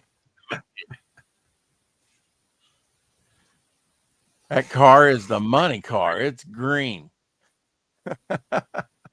It says, yeah, your kingpin might need to have a green car. Who knows? Yeah, right. Make an old reference there. Hmm. It's a reproduction. It's a reproduction of that car on the cover. Right.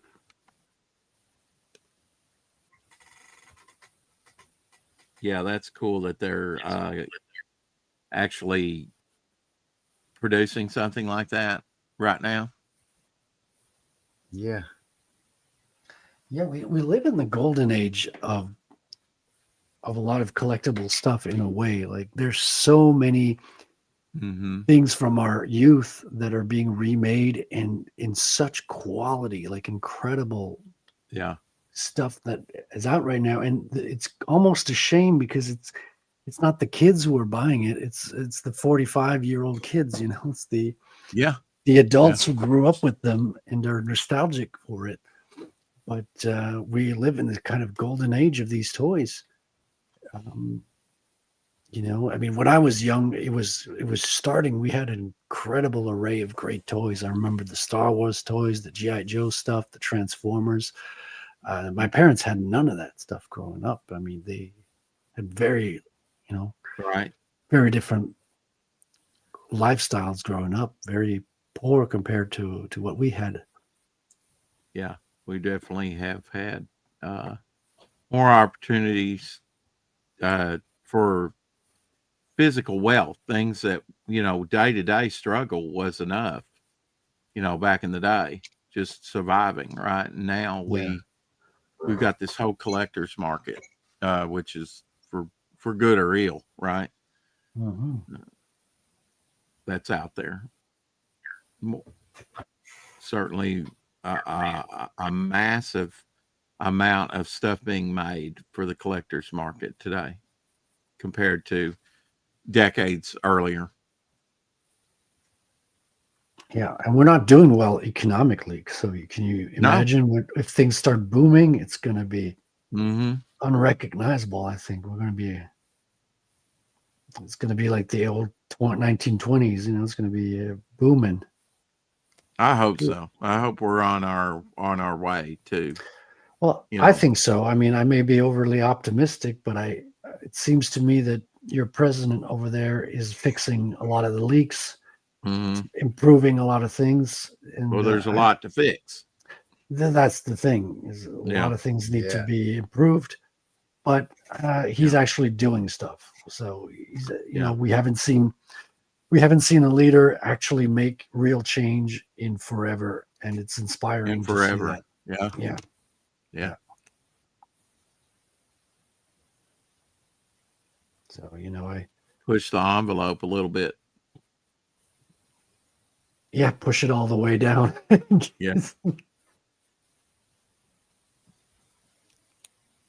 Well, we've seen the pendulum swing. It seems like, To the extreme. I mean, it's went to the extreme on both sides, I think. yeah, I mean, we have Rex, I people know that you'll have. be happy that Nancy Pelosi announced her retirement. I saw that. Yeah. Wow, I hadn't seen that yet. We may long for the days to have Nancy Pelosi back when we get the ALCs in there, the more radical, Or communist.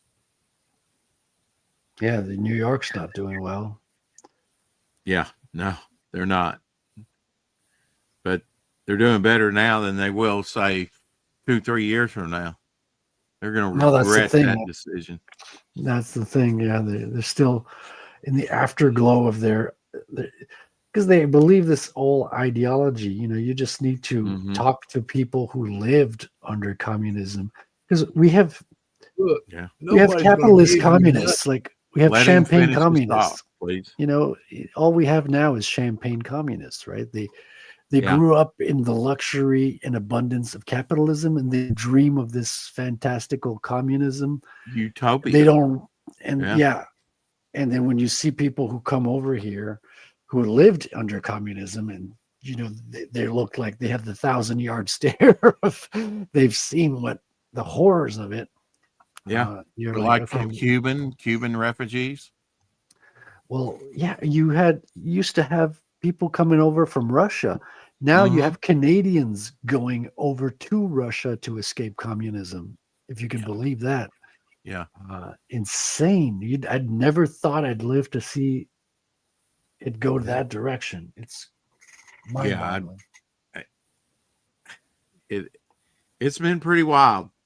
It's been a pretty wild situation. I never thought that I would see some of the things that I would see, in my lifetime. You always talk about it, but you think, okay, that's going to happen. I feel like it's going to happen in the future, but it won't be in my lifetime. And actually, I've seen quite a bit that I never thought that I would actually see. Yeah. Already. And actually been fearful of our future if we don't do something, to counteract. Yeah. Some of the stuff that's been going on. Yeah, because there is a point of no return, and yes, there is. It's in our line of sight now. It's I mean, that's why I'm so focused on the money, right? The money's kind of like the basis of everything that we measure, and it's what we sell our time for. So for me, that's an impactful change that people can make in their lives to improve their country, their world, their living standards and all that. But it's hard to make people understand these things. A lot of people don't see the problem. You got people who just don't believe that it's a solution. It's not an easy thing to understand for a lot of people, but I've seen it change people's lives. So I'm trying to get the word out, speak about it, but at the same time, you can't lead a horse to water, but you can't make him drink. Yeah. And no matter how passionate I am about it, I'm not going to convert people by yelling or just being overly passionate. I just got to calmly. The best way, I think, is by example, right? That's the thing. I'm doing it by example. I'm crowdfunding in Bitcoin. I'm telling everyone, hey, this is how I live my life. My life has gotten better. And people who are curious, I answer their questions and talk about it. And hopefully, and I know people are listening. I have people coming and say, yeah, I've got some. I've have people around me who are quiet about it, but have some. So it's not something that everyone talks about. But I think it's slowly. It's like the internet in the 1990s, right? You still have most people saying, well, I already got a fax machine. What do I need the internet for?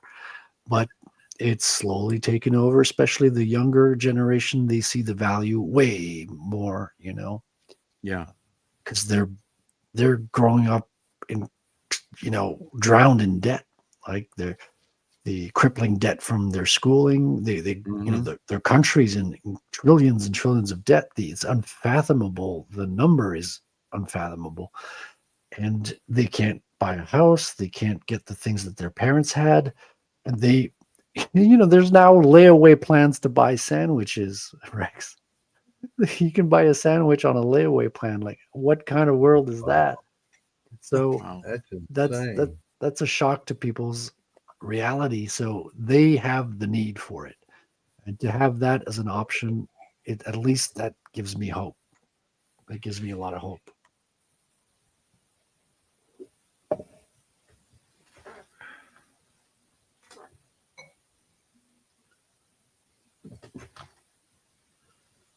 We I hope people, are financially more sound with their money and what resources they have. I feel like you can do a great bit with just a little bit. If you're frugal with it, if you Yeah, you know it it, takes it time. It yeah. takes time, but once you have a good methodology, when you have a Hmm. good system, and you know, um, you keep working a good system, your life improves. But Hmm. it's never overnight. It takes patience. It's a Takes process. Yeah, Yep, yep, yep, yep. life is a process for the most part, Yes, no sir. matter what you do. Yes, sir. For sure.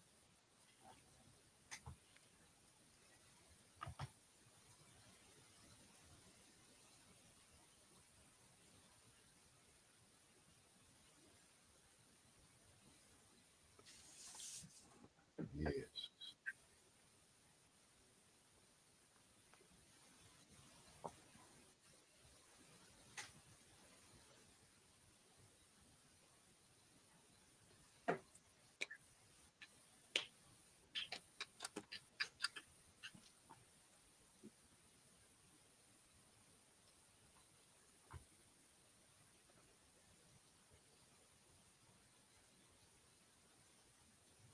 Yeah, I really feel like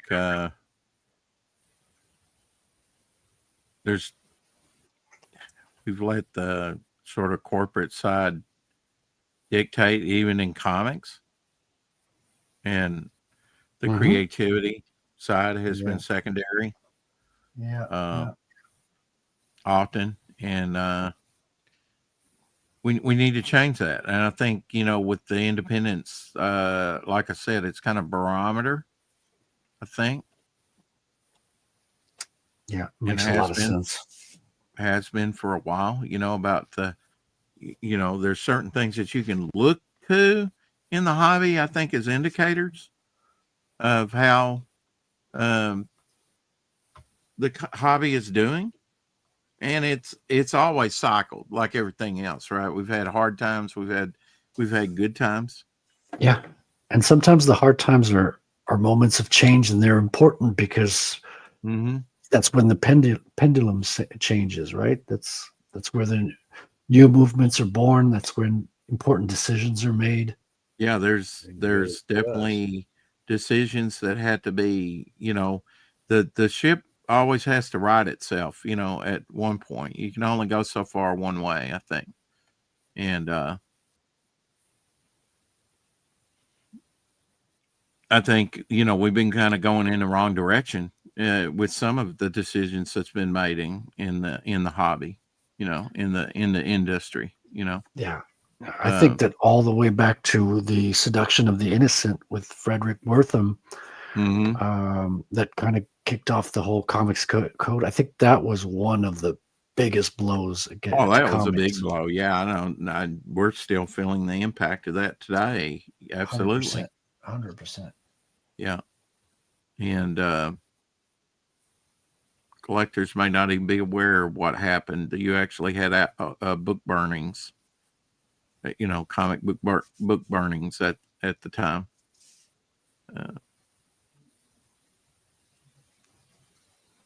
Yeah. yeah, You know, it's crazy to think that auctions something still that open. happened over maybe 70 years ago, nearly, is still affecting the hobby. Yeah. the trajectory of the hobby, I should say.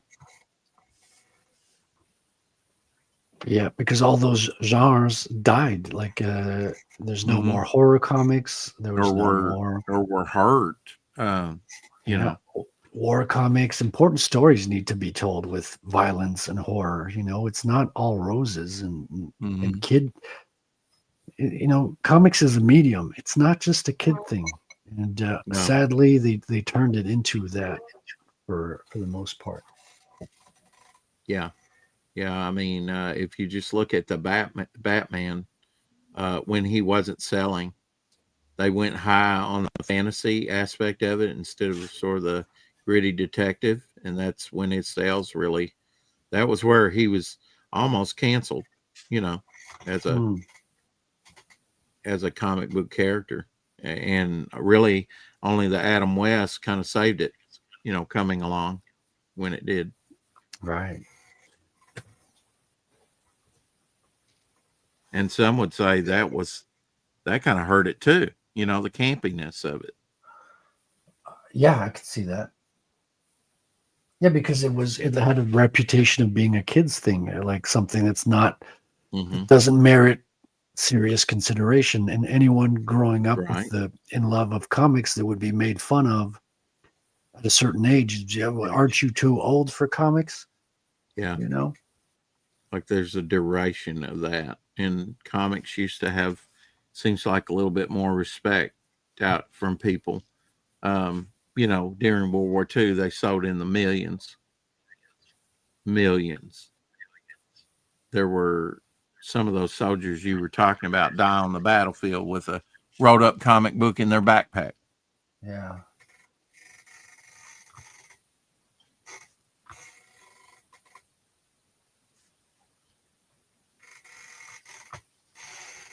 Even the pulps that predate the comic books. It was a cheap form of entertainment, and I think that we need to get back to that, Frederick. Somehow we need to make comics affordable again. I'm not Yeah, that's the exactly. thing is it's a way for people to tell stories Hmm. and have direct impact on culture. And I think a lot of powerful people did not like that anybody could just pick up a pen and a book and a pen and paper and just change the culture, right? Yeah. A lot of people want to be able to have a tight grip of control over what people consume. And comics were Like the tough media. to, yeah, and comics were easy to reproduce. In the 80s, you could photocopy them. Like you could Yeah. write a comic as a kid, photocopy it, and hand it to your whole class. It's like there was nothing stopping you. Yeah. And they had much more of an impact than books, because books you have to sit down and read them. You're not necessarily sold on a book just by glancing at it. Whereas comics, you can glance over at it and say, "What's this?" You're pulled in by the images, right? The image Hmm. will grab you from Hmm. afar. That's why the there was propaganda comics in Vietnam and in See, those periods, Fred, because it was I'll tell you impactful. something, brother. I was a teacher of special education students, and I'm here to tell you, uh, not at, I was like learning disabilities for most of my career. Rex will tell you my last one was a fiasco, but these kids couldn't comprehend what they were reading. They could read a sentence, and I'd say, "Okay, what did tell me about what you just read to me?" And they look at me like a deer in the headlights, man. Hmm. So they get a big. I got those big treasury comics, and then jokers read those, and they knew what they were reading. Yeah, So comprehension starts happening. yeah, When they didn't have it at all. yeah. They they could That's how read. a lot of I went people started to school reading when I was comics. I pretty started well. reading comics too. Yeah, that's how you start reading. I mean, it Wow. speaks to you as a kid. It's Well, you feel, it made me a reader. yeah, Comics made me a reader. yeah, yeah. I ended And up reading novels and I never thought I would read like a 500-page novel, and I did. I eventually became a voracious reader. Mhm. I'm not a reader currently. I don't have much free time to read, but uh, it's comics kind of was the gateway to reading all those wonderful novels. Comics are a gateway drug. Yep. So says Frederic. You You can heard quote it me here. Gateway to on the you can quote me on that. Yeah. Okay. All I right. think it's a threat to authority. It's a threat to, you know, Yeah. to a stranglehold on culture. It can be. Absolutely.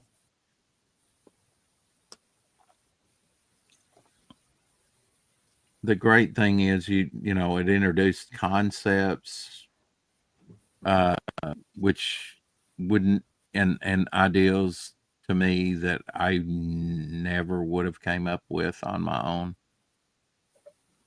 much like maybe a sci-fi novel did for Oh someone yeah, else. It was comics for me, yeah, alternate worlds, a multiverse. I don't know, just higher concepts than what you get from day to day life. totally. And I dig it. Cool, man. Groovy. And I'm far glad out. comics came along, and that I got to meet actually people like George Perez and Stan Lee and tell them I appreciate them. That's And nice. I have and a George Perez portfolio I bought here. I need to open that up and have a look at that more often. mm-hmm.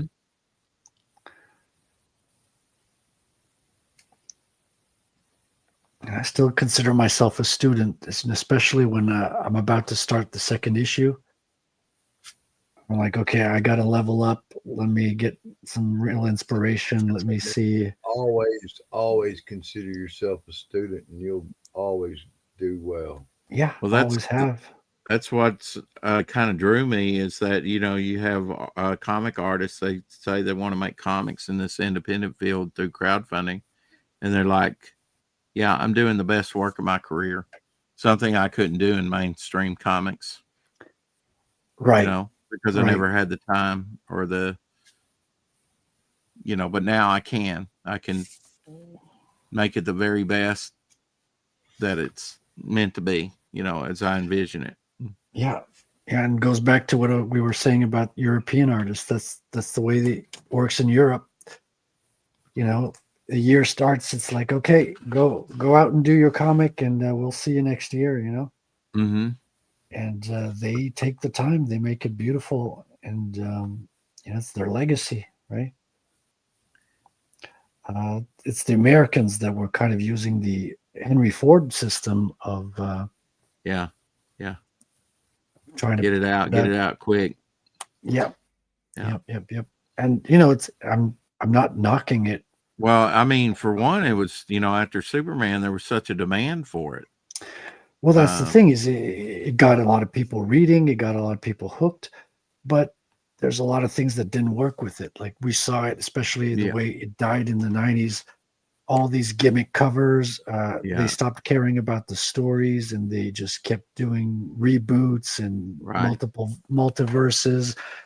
And they stopped caring about story, Yeah. continuity, character. It just wasn't as important as the chasing the high, chasing the sales. What'll sell And this it one? carried And over in the movies, Frederick. yeah, no, absolutely. So when Yeah. it You goes almost back had to in, look at the movies separate, as a separate universe because Yeah, they never stick with the continuity of the books. Seems like. no, right? No, they pick and choose some of the not even parts, close. Mm-hmm. but it's not it's But not I think when you honor the material and it's somewhat recognizable, you'll be the fans will flock to it, yeah. because you've honored the material. But when you totally throw away the material and say, okay, Johnny Storm in this movie is going to be black, Yeah. or gay, or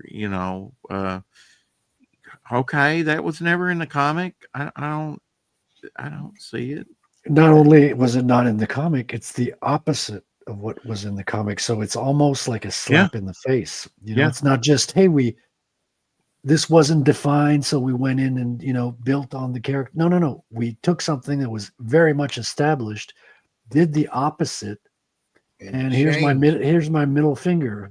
you know? Yeah, exactly.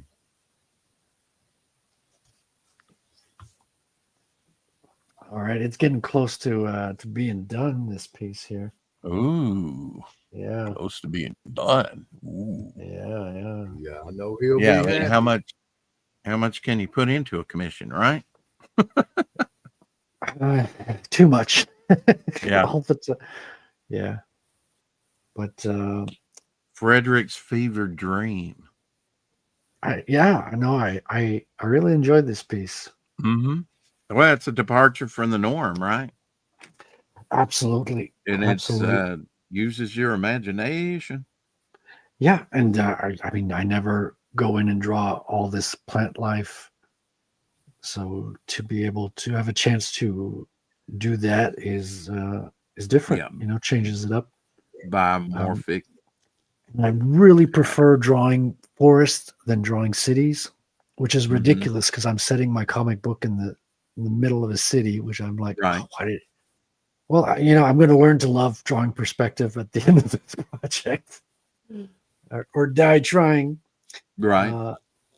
Because it's a bit tedious to break out the ruler, always, Oh yeah. slide it to the vanishing point and Mm-hmm. oops, okay, this line doesn't go here. It's an extra step. Whereas when you're drawing a forest, everything is organic. You can let your hand go Yeah, freely. The line goes here. Oh, the branch will go here. It's the place for happy accidents. You can't have happy accidents when you're drawing skyscrapers in the same way. Right. That Right. stuff nah, is very much, you know, very much planned, very much defined and rigid and Mm-hmm. much more strict. But it's fun when you get. it's gotta be what it's gotta be. It's got to be what it's got to be. Yeah, Be absolutely, correct. Right. absolutely. Yeah. If you're even the untrained eye to a certain extent can see that's not correct. That's not Oh a yeah, wait. That's off. I mean, I'm yeah, not the greatest artist in the world, but I know when I see something that's not right. for real, for That sure. departs too much. You might be able to. I think a large part of it is covering up your mistakes as well. You know, Well, see, Yes, Frederick, seamlessly. I yes, direct it's like drawing a portrait, brother. I mean, they at least they gotta look like a human being. You know what I'm yeah, saying? yeah, yeah, yeah. I mean, at the worst.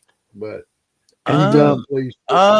Okay. I guess I'm just lost then. It's got to look like a human being. A portrait. I'm drawing Rex is not something If from following the hell you're in rules. drawing here. a portrait, hey buddy, I'm if you're drawing a doomed. portrait of Give me, it up. if you're drawing a portrait of me, that's pretty bad. Okay. Rex Yeah. is doing his own Well, thing I there. mean, I know what he's saying. It's still sort of bipedal, even though his legs are fused together. I get it. Yeah, Yeah. because especially on the internet, people will let you know very quickly. Like they spot things they either doesn't feel right to them or things they don't like. Hmm. They won't hold back. I mean, you used to have a very. It used to You, be that you had a buffer zone, right? You wouldn't yeah. hear most of Yeah. the instant ideas. You would have to take someone. It would have to take a kid to take time to write a letter, send it in to the editor. And oftentimes the editor would relay that to you.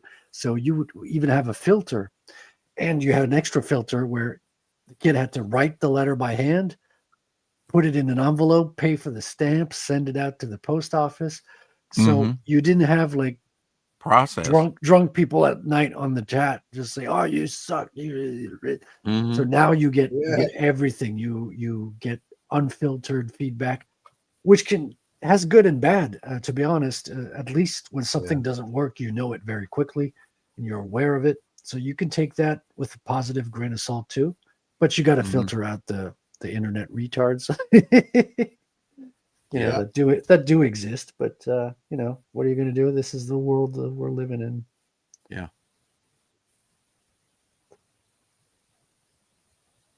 Well, we hang with a pretty good crowd. They're not too ugly, are they, Rex? Most of the people. No. I pretty.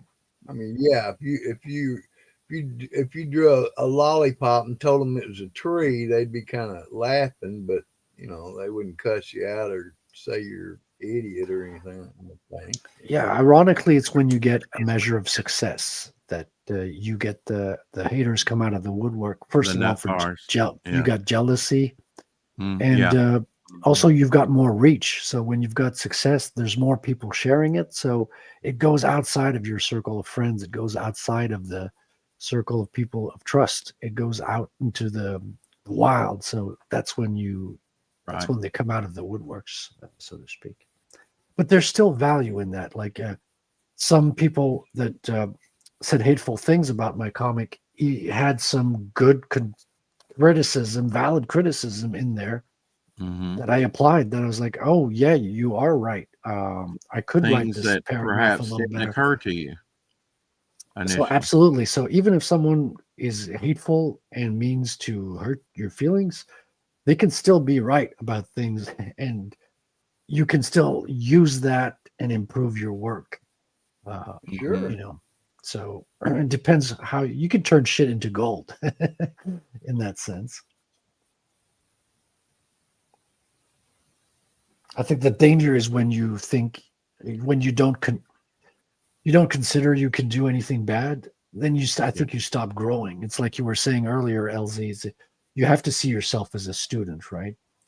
Yeah. And Yeah. everyone can be your teacher, your Look, friends. brother, I was teaching public schools. I was learning as I was teaching. Trust me on that. Yeah, yeah, I believe you. I taught storyboarding for a while, and really loved it. It was one of the best times in my life. Really enjoyed that part. Cool.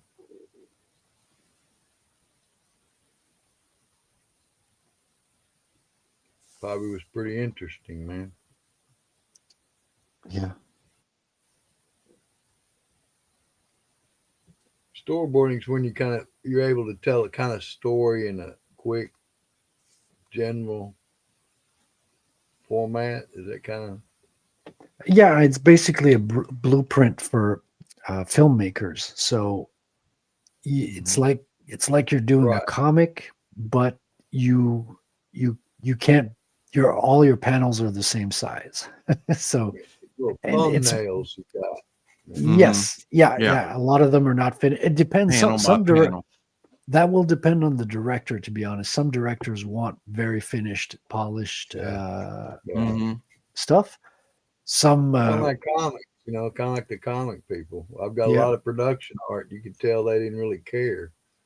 yeah.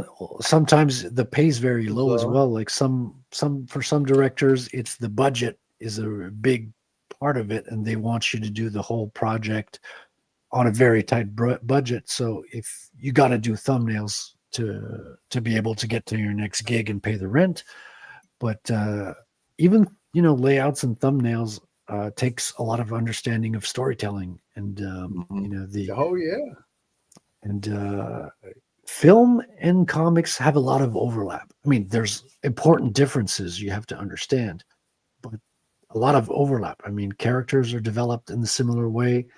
You're still reading things from left to right, even in the film. Film is takes elements of theater, even though Mm-hmm. it's very the performances are muted, but there's a lot of overlap that you can learn from, of course. yeah.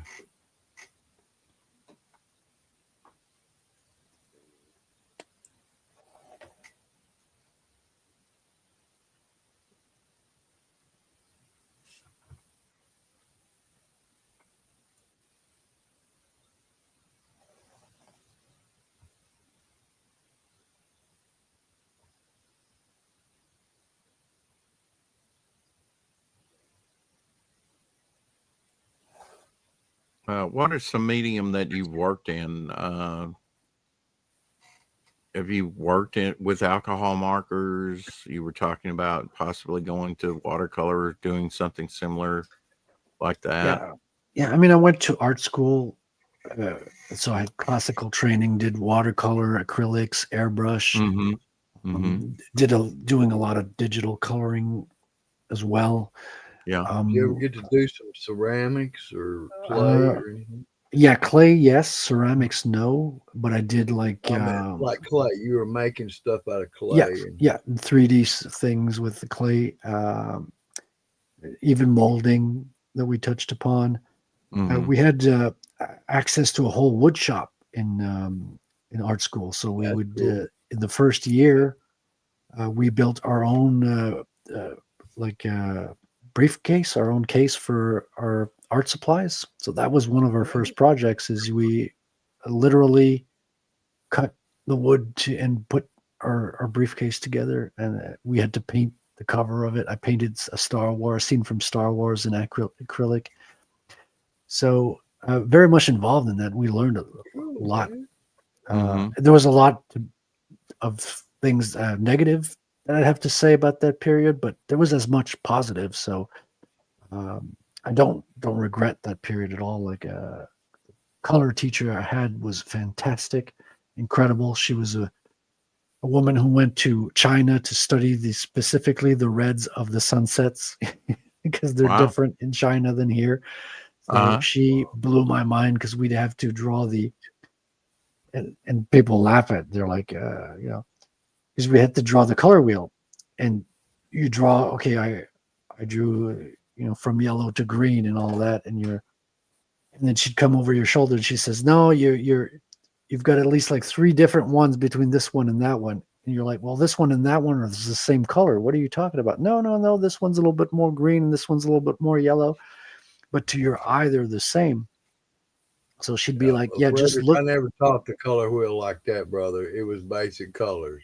Your primaries, they make your secondary. Then you have your intermediates. Then you Yeah, got well, values which can be.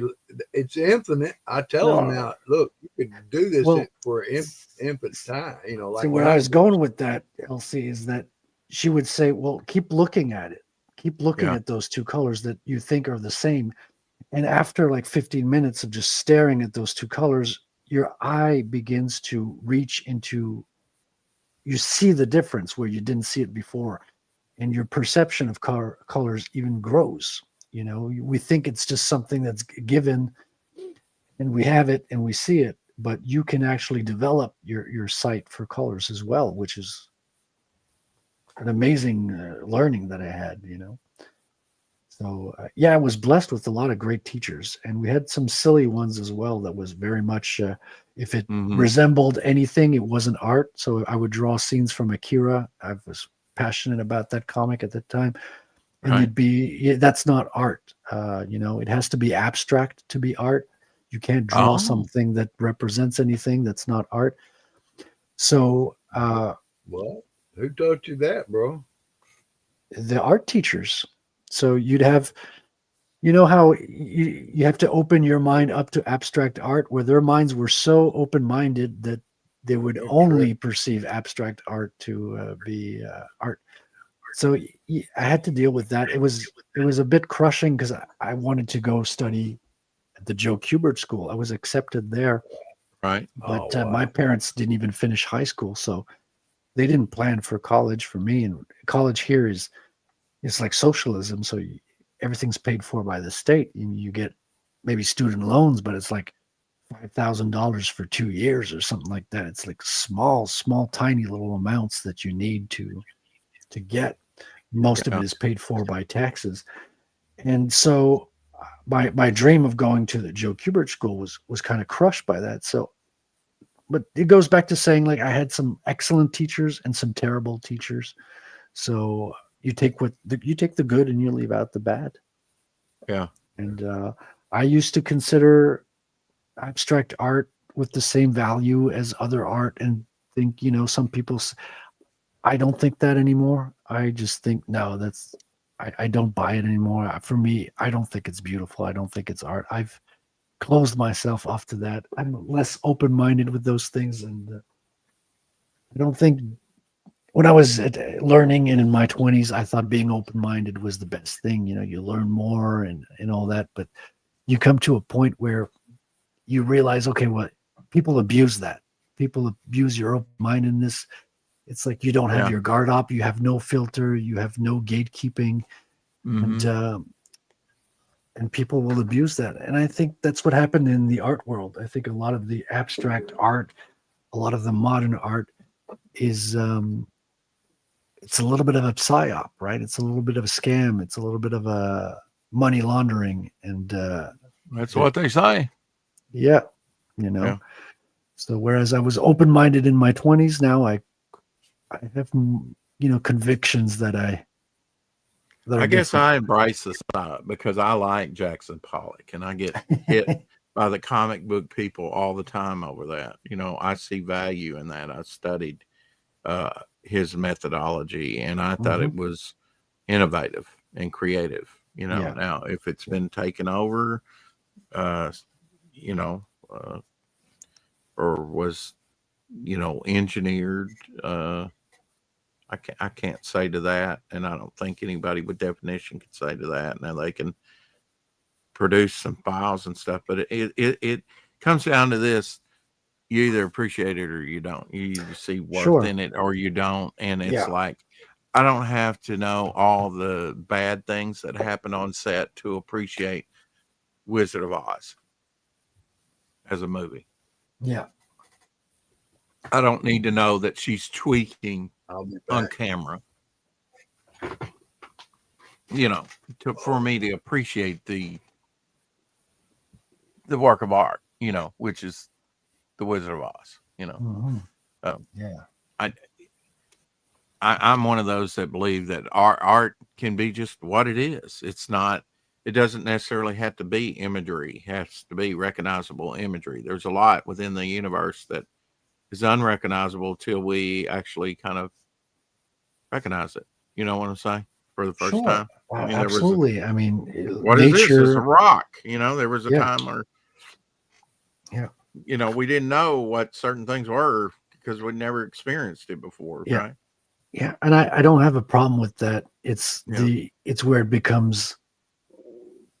It's just there's an acceptance of everything. Like there's just decadence. It Yeah. just goes Oh into yeah. a point where Yeah. there's an artist who created merda d'artista, right? An Italian who put, um, excuse my my language, but defecated in a can and Yeah. canned it. Or And Maplethorpe that urinated, and put it and talking about the commercialism of religion. Okay. All right. Fine. yeah, I mean, uh, but and at the then we have same our time, taxes yeah. that are paying for it, and it's like Yeah, there's that they're aspect stealing of it from too. they're Yeah. stealing from people to degenerate, baseless stuff. Yeah. And if Yeah. if you like that and you want to pay it with your money, that's fine. But the way it's turned out, for me, it crosses the line where I'm like, yeah, no, I'm just gonna Right. stick with what I love and what I appreciate and what speaks to me.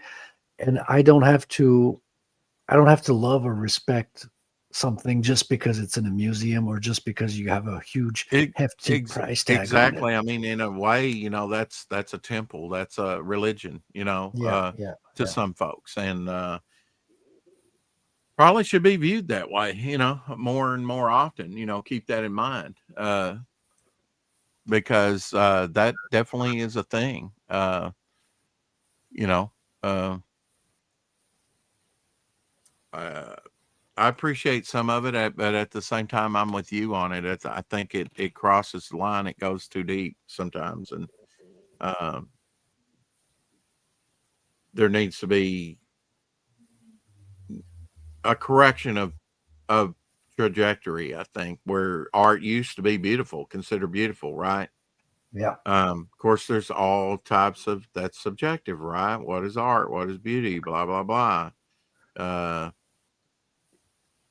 but I think we need to take a hard look at to make sure it has merit to society as a whole. Well, who gets to dictate that? You know, Yeah. Well, you're always going to have an argument with some folks. I also think now that the government should not be buying art. The government's not the one that should be, you know. You're right. Yeah. Not when whole communities aren't doing it. They need to. If you appreciate this, you'll put your money where your mouth is. Exactly. If you Yeah. want to spend your hard-earned money on it, go Right. right ahead. I Show ain't gonna show us stop how you. much you really appreciate it. Yeah, That's a but little different when you have to put something of worth, of value toward it. It's easy just to give it lip service. yeah, absolutely. It's a But lot of if you had to lay intellectual. hard cash that really cost you something, you had to sacrifice, then that's a different matter, isn't it? Yeah, Mm-hmm. 100%. Mm-hmm.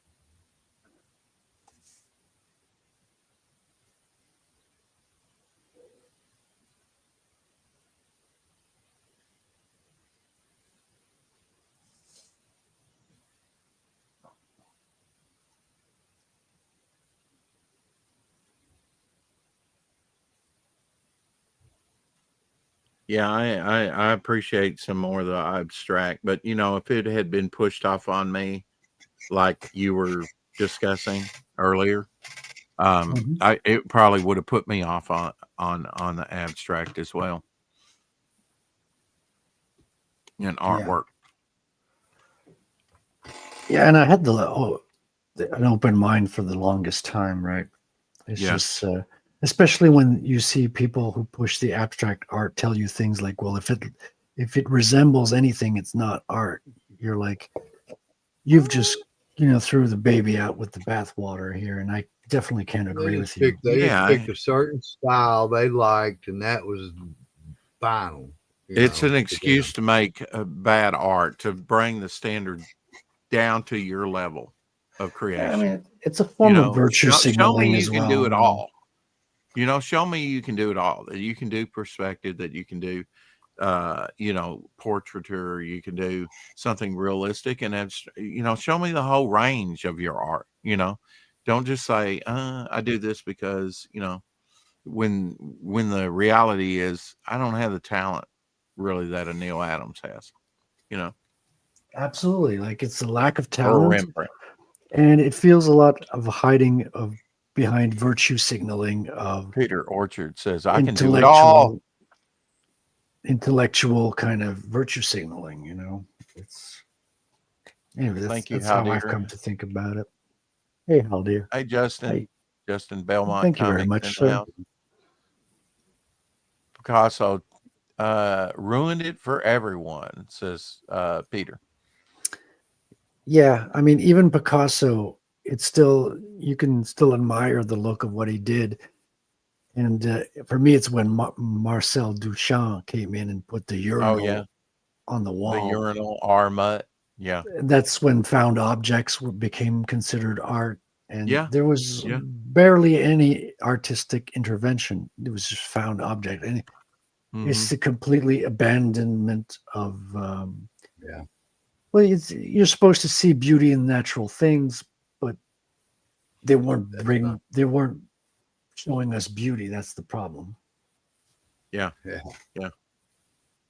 Really, the decadence of society, maybe the dashed hopes and dreams of the 20th century, because we went through world wars and everything. Yeah. Yeah, and a lot of it parallels communism and the Bauhaus movement of Yeah. Yeah. And Dadaism that came out of Germany, yeah, I guess. Yeah. it did. Mhm. Uh, Dadaism, which gave birth to surrealism, which I Yeah. do appreciate surrealism, especially artists like Salvador Dali, who really did know how to draw Right. and kind of so did opened the, Picasso. of Well, course, but that's what I see with I told this story about an art forger in the 30s that or 40s that had uh, was a very accomplished forger um, of like Vermeers, Rembrandts, Van Goghs, Gauguin. Uh, but and at the trial, they X-rayed the master's work and they X-rayed his fakes as evidence. The underpainting of like Vincent's sower of Sunflower Sower uh, was immaculately drafted. You know, the circle and the concentric circles, not easy to do, and yet he did it perfectly. It was only that top impasto painting that looked wild, you know, and disjointed. But the that told me right there he was a great draftsman, greater than what you know, because he often painted over what was his more uh, utilitarian work, you know, as it were. Um, and the master forger, his work was all disjointed and all over the place, and Mhm. that was used, you know, to show that those works weren't, you know, Yeah. original works by the masters, but that he had forged them.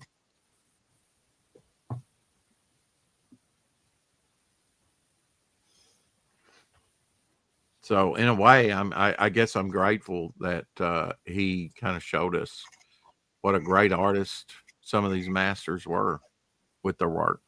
You know, just because these pieces had never been X-rayed before, and we never had that knowledge, you know, of how they how they did their underpaintings. Yeah.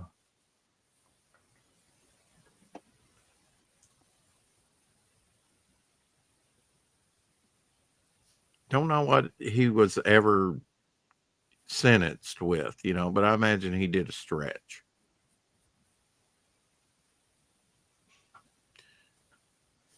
The irony is it takes a lot of talent to forge art as well.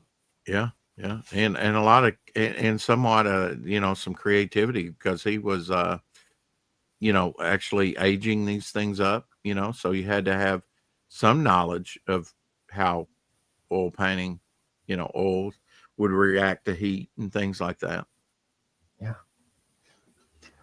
There's even stories of people smuggling artworks inside a museum. You know, it's the opposite of stealing works. They would smuggle their own works inside the museum. Mhm. Yeah. That's pretty cool. I've Yeah, done that. it's I did a CD that way one time when it's my sad friend to Jake. see what's happened to the Louvre, you know, that it was sort of like a not a you know, the person over that, which hopefully has been fired, but for allowing that to happen, um, but was sort of like an equity hire and not necessarily on her ability, you know, to Oh run yeah, the Louvre. yeah. I mean, Paris is, you know, a shadow of what it once was. Like Hmm. the Paris we knew is long gone, and it's a war zone nowadays. Same with London, from what I see. Yeah, yeah, yeah. I fear for Greater Europe, you know, with the radicalization of some of their society, you know, and that will bear out over time.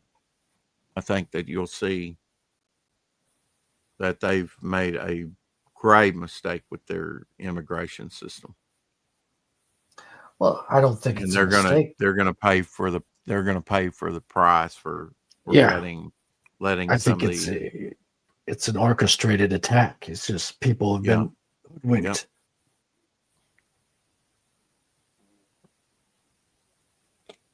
I do too. They have um no plan to assimilate, no desire to assimilate. They in No, fact they want to they're do the here to conquer. assimilating. They openly say they're here to conquer. Exactly. Yeah. When do we take So them at face value? Oh, that'll never happen. Sure it will. I'll just breed you out. they'll get the vote and they'll change and they'll tear the Louvre down. Yeah, I can see a day in France, if things aren't changed, where the Eiffel Tower is demolished. Oh, that would never happen. Yeah. Well, they wanted to demolish it back in the day in the 1900s when, Yeah. like, if you saw the buildings that were around the Eiffel Tower in the 1800s, it looks like from another world. It's like every building was a palace. It was like almost brings me to tears when I see those pictures because it's a beauty of such magnificence that none of that we could build today. None of that. It's impossible in the world that we live in today. It's all lost to time, to wars. That's beautiful. Nice work, Rex. Yeah, it's getting there. It's getting there. Yeah. I failed. I'm an epic failure, Frederic. It's not supposed to be beautiful. It's supposed to be horrific. Yeah, complete failure, Rex. Go back and try again. Mm-hmm. Yeah. Well, I wouldn't use those words exactly. But thank you anyway. You're shattering my dream. I know, right? I've gotten some of that feedback on my project. You've gone too far. It's terrible. You should throw everything away and start from scratch. I'm like, Burn it. well, thank you for the constructive criticism there. I might not listen to it though. Yeah. That sounds like destructive criticism to me. No, for sure, you know. And I thought like that when I was young, but when you're young, it makes more sense to throw away the stuff you're working on and scratch because you're learning a lot. I always had a problem. But you learn more from taking a project to its conclusion than abandoning everything in its infancy as well. You know. Yeah. Sometimes when you fight through it, when you really fight hard through it, that becomes a really interesting work of art to people that are looking at it because they see your struggle. That's true. 100%.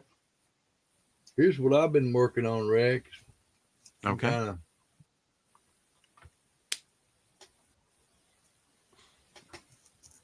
There you go. Nice. Oh, very nice. He's getting more abstract. Oh my God. He hasn't totally abandoned imagery. No, you see there? Oh yeah. Mm-hmm.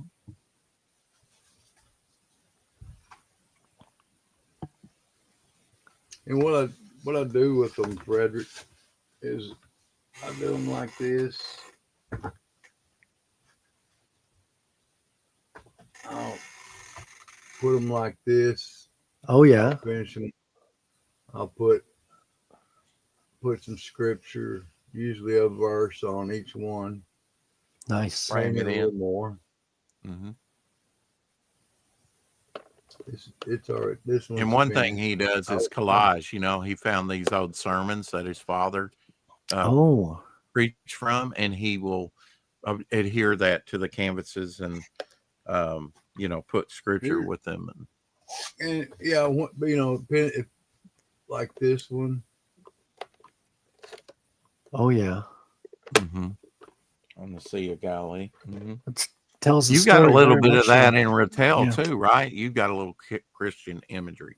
Yeah, at least one page in the first book. I have to admit, guys, I don't know about you, but if I was on this boat and the man I was with stood up and told nature what to do and nature listened, I think I'd start listening. But that's just me. For real. But even these guys ran when steel showed up, swords and clubs. They took off, man. Do you consider yourself a Christian, Frederic? Yes, of course. Yeah. That's good, man. I'm glad to hear that. And how long have you been a Christian? Well, I was born Catholic, right? I was born and raised Catholic. And I strayed during my 20s and teenage years and 20s, but I found my way back now, and it's a much more a part of my life. I'm not a regular churchgoer or anything. I haven't found the right church around here, but I have a personal connection to Christ and the Lord, of course. What kind of led you See, back that's to what matters, my friend. your relationship? Yeah. I just Was it a seeing friend or?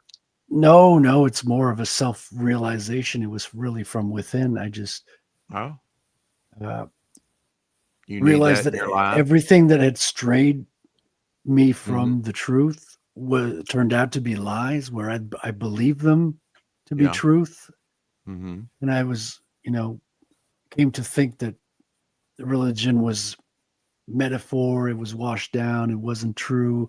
Right. And then after living a full life, I had come back to the conclusion that no, what they had told us were lies, and this was the truth. And for Mm-hmm. me now, I see much more clearly, and now it's not just a belief that was passed on to me, but something that lives.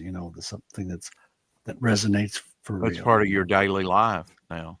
Yes, very Uh-huh. much It's so. something you have to experience. It's not something that can be taught to you or Yeah, learned yeah, or earned even. It's something you have to realize within yourself that hey, God is real. I need to talk to him. I need to get things right. yeah.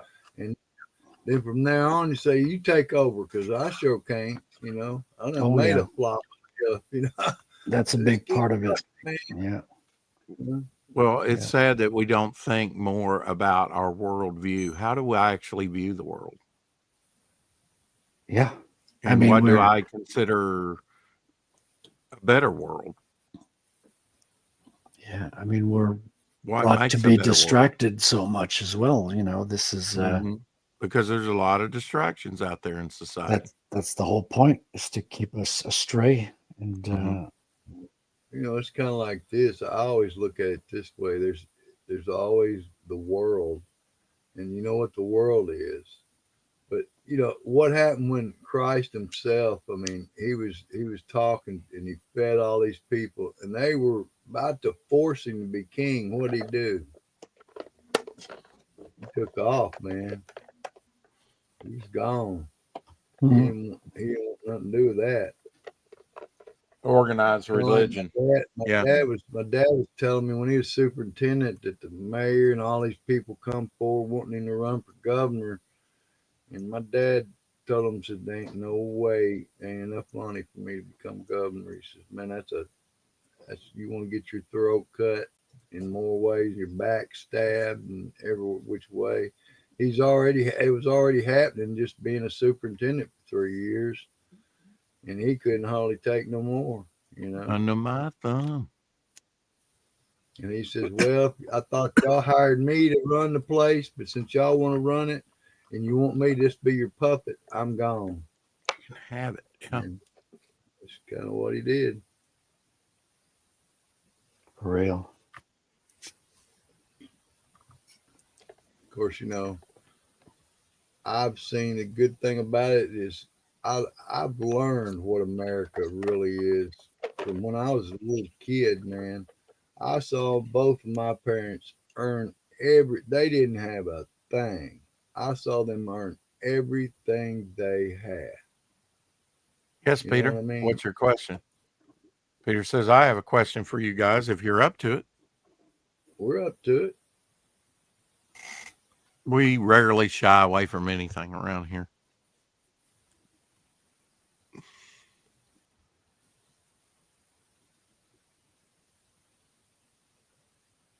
You're doing a pretty good job on that ink there, brother. You through with it?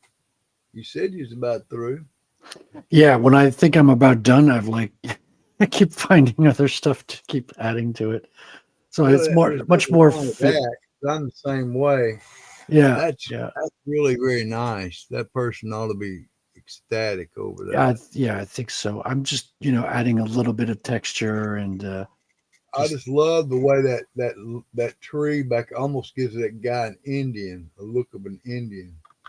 yeah, yeah. Does me anyway. Interesting. Yeah, I'm happy with it. I'm very happy with it. When doing commission work, do you try and please yourself among, I guess, more than, you know, necessarily Um, others, right?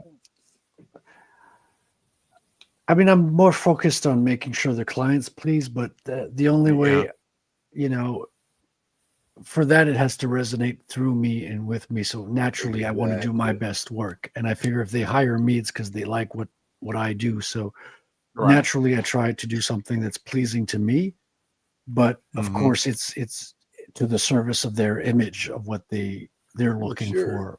And Yeah, my problem is, Frederick, most of the time people tell you what they want, and then you spend all this time doing this work here, and then if the guy goes, no, this isn't what I want you to change this and this, then I want to tear it up and just throw it away and say yeah, forget it. yeah. That's There's how I feel. I do. oh, I'm I hear That's sorry. you. why he hasn't done very much commission work. No, I hear you, man. And I have But I'm some, like you. If I do, I want to put my best into it, and I want to give yeah, it my all to where I and like it. 'Cause if I and I'm like it, I always know they yeah, should. I'm always open to corrections. Like that's why I usually like give photos of the process. Like, okay, here's my. I do very rough thumbnails. Like my thumbnails are hideous. They're just like just basic lines showing kind of the Sure, movement sure. and the shapes on the page. And I amaze myself at how limited my thumbnails are because the finished work is very much detailed, but the thumbnails are very much just like a blast of energy almost.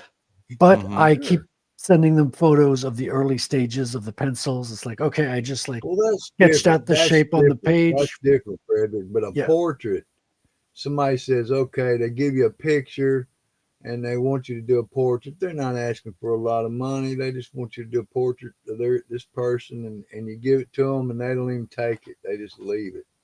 yeah, I always tell people, here's the deal. If you don't want it, I'll put it in my portfolio.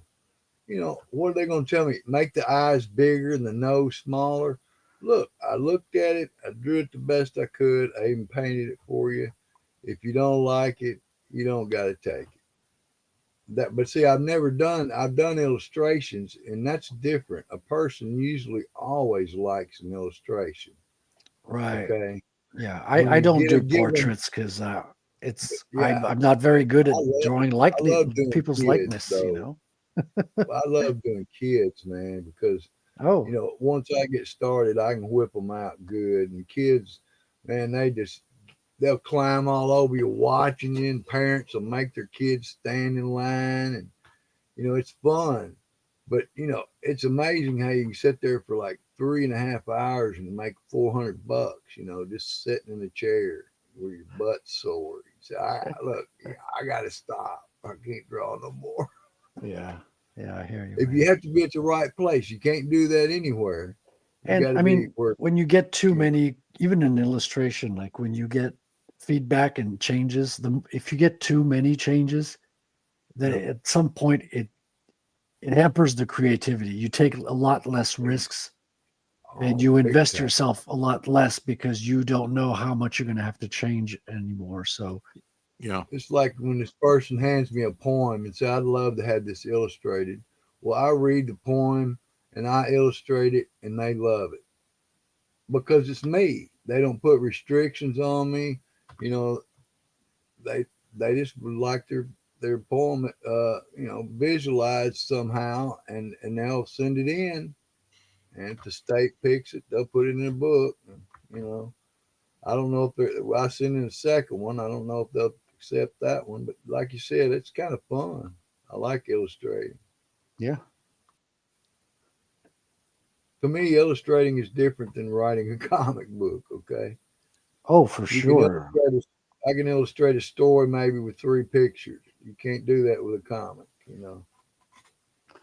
No, I mean, a comic book, you have to, you have something very Visualize. specific to communicate. In an illustration, you have more Like I freedom. said, those kids want to comprehend what they read. Well, that's the way we learn. I learned to read with Dr. Seuss. I mean, but kids, it's amazing to see somebody just learn to understand what they're reading, because there's kids that sit there.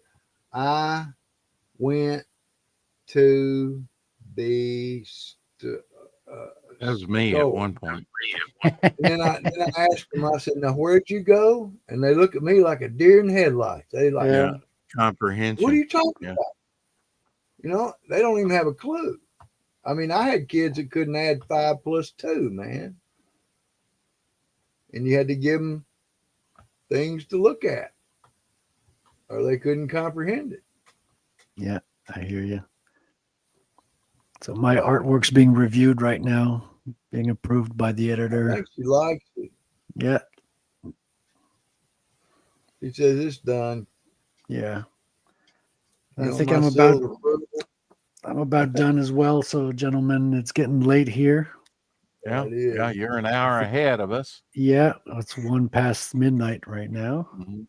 And I want to And thank you all. so much for having me on. It's been a blast Wow. working alongside you guys tonight Make a here. copy of that, dude. Absolutely. Make several. Oh yeah, I'll Yeah. scan it for sure. I'll That's scan very it. nice. Yeah. Yeah. Yeah, the Really. original goes to the person who commissioned it, but I keep Mhm.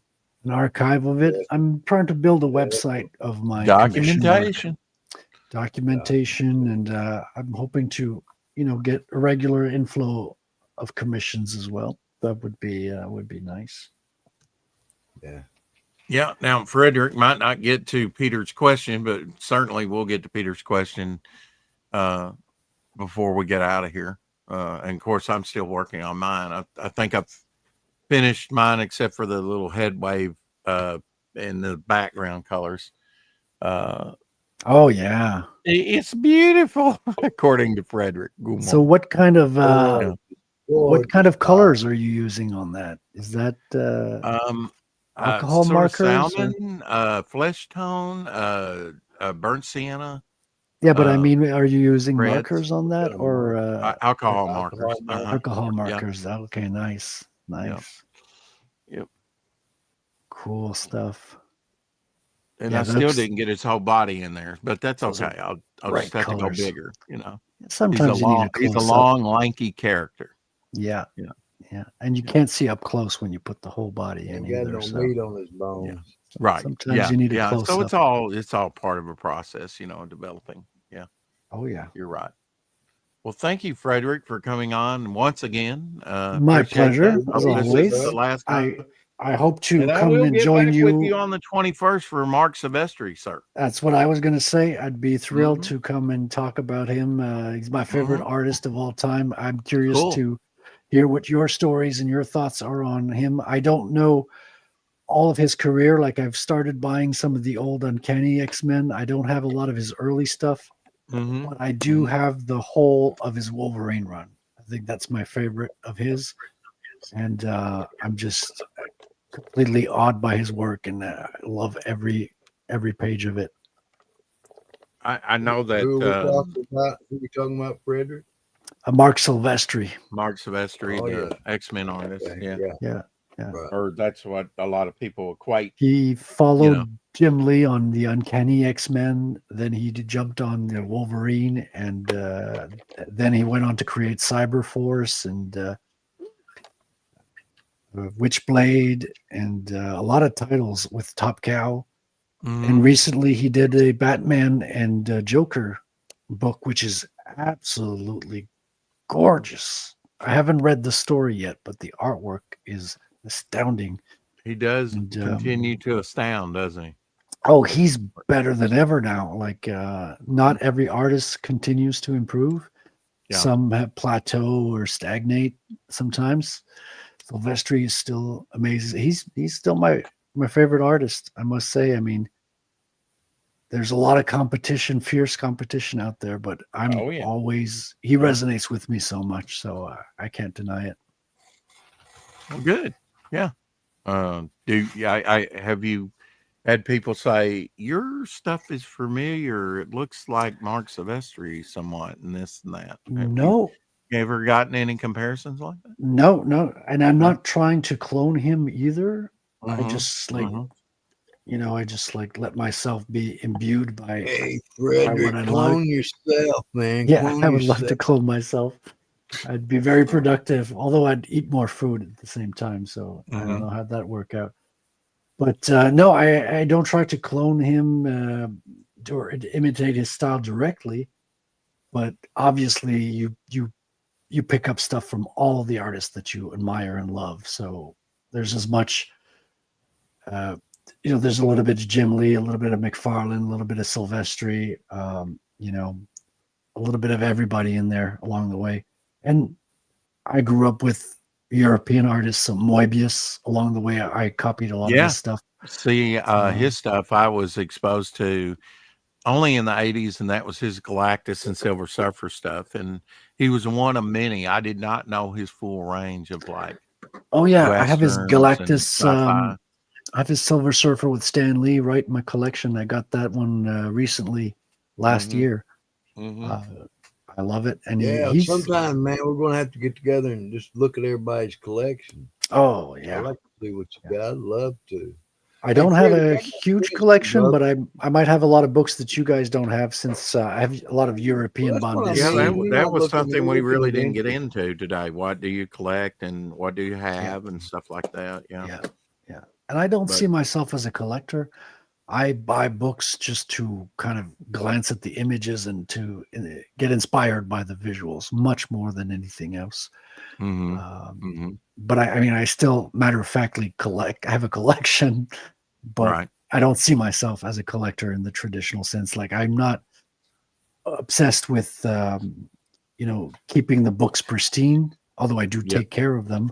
But Right. I'm not scared of opening them and flipping through them and consult. Now, For me, it's about if you had say like something you wanted to say, but it was like a early Batman book or something like that. Um, I, I mean, you would want to take care of it, right? of It would course, I become a have little bit some more I have some precious to you older as the Spider-Man value books. goes up. I would think. Yeah, I have Yeah. some old Amazing Spider-Man with by McFarlane. So I hmm have a couple of books that are older. I take extra precaution with them, but still, if I want, and they're not the most amazing art. The most amazing art stuff is actually recent, and a lot of hmm them are in omnibuses and stuff like that, so I can open it without feeling bad about it. Reprints and things like that. I love reprints for that. I'm like not scared of opening them up and uh, enjoy flipping through them, just getting.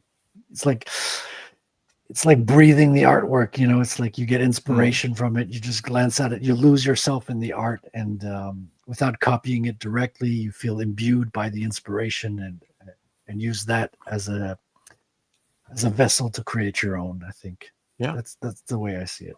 Well, thank you for coming on once again, and hopefully It's we'll been a get together here.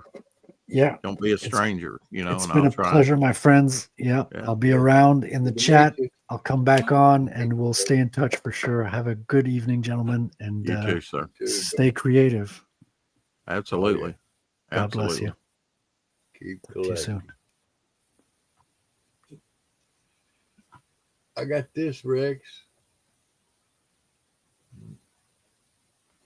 I got this in the mail. Oh, you today. did. Very nice. Oh yeah, I remember buying that off. I might have passed that one up and bought it off eBay later. Yeah, Herb Trimpe cover. What if Sergeant Rock had fought World War II in outer space? Is that the title? Yeah, that's it. Yeah. Mm-hmm. All right, we got to get to a 19. question here, and I'm Okay. just trying to finish this thing up. Me, myself, and I. As far as so I've been kind of focused on that, even when talking with Frederic. But it's all good. Chew and walk, and do all that. Gum. Um, So Peter Orchard says, "Are you familiar with the capabilities of technology regarding manipulating the human mind? Also, Project Bluebeam. Uh, uh, yeah, Bluebeam, like Hawaii beaming, a little bit of it. Of course, No, there's sir. been I'm not familiar at all. Okay. The ideal that government can manipulate the populace on a massive scale. With that knowledge, if God came to you and asked you to something with me, with See, him, okay. could you do it? See, okay, choke you? I don't know. I don't know what that's supposed to. Oh, to come, not okay. To come with him. Okay, if God came to you and asked you to come with him, could you do it? Um, well, I mean that plays into the Holy Spirit. Does your spirit, you know, are you at ease with that? If you're not, yeah, that would be a big question. Without knowing what is to come of the ones I love, as it would be the individuals. Are you talking about like come with me? Your life ends here on planet Earth, and you got to leave everything behind. I mean, at that time, your time has come. Okay. Without knowing what is to come of the ones I love, as if would be the individual's choice and not for me to know. I can't fathom going with God in that scenario, and that saddens me. Um, I'm working on a story of this matter. That's what Yeah, I mean, dividing I, as a is. believer, and my last name is Christian, that doesn't make me a Christian, but I certainly have been a Christian since I think 1971, 72, I think 71. Well, I became a Christian when I was just barely 6 years old, right after about 2 weeks after my birthday. So I'm coming up on an anniversary that's even greater than my birthday, really, and that's my salvation. Um, at least in my mind. Omer Glitch, I think, was what's the three top things that's happened in your life? And yeah, he asked me that on my 60th birthday a few days ago, and I said, yeah, I guess salvation experience was the greatest thing that's ever happened. And the birth of my daughter has to be another big one, and I said a few other things. Quit licking stuff. She wants my attention. Um, yeah. All right. I've got my own question. Not the but background color. And I'm not done with this head there and a few other things. Light blue would look good. Light blue. Okay, that's going to blend in with the blue around here on the Yeah, halo. So no, around I his don't head, really you want to go could with the get light it blue. darker. Get Huh? darker around his head. Get Yeah, darker around his I know head. on the sketch card I went with green. Which is kind of like emphasizes that he's kind of thorny, dead, somewhat. It does complement. It does complement his red. Yeah, I mean, you've got a cool color, a secondary color, and you got a sort of the Well, they're more opposites. warm, Green and red. Green and red are opposite anyway. So right? Okay, so you went with light blue, and I said no to that, but yes, that would but work. then I But went with it's green. Then I huh went with green after I went with green with after you green. showed me your card. Oh, okay, yeah. Well, I was wanting to do this one a little bit different, so I'll think about it. I might go with some yellow. I don't know. I think that would work too. You Uh, don't want it to blend into his body. no, no. So I may not go that hot or warm a color. You know. Yellow Uh, green. I'll think about it. I'll think about it a little bit, but I am trying to finish this. Um, one piece at a time, sweet Jesus. I don't know if you saw these pieces I did recently, trying to do the ghost. Um, completed Yeah, that. The you background might, in. huh? I saw it before you put the background in. Okay. Uh, That's yeah, I did good. that one the other night, and this one sort of a close up of his face, and Yeah. did this piece where it kind of did a jagged and check out. Man, this is real slick. I chose the slick side, and it's the slick side. All right, it's like whoa, especially with brushwork. This is Yeah. more textured side to these Mm. pads.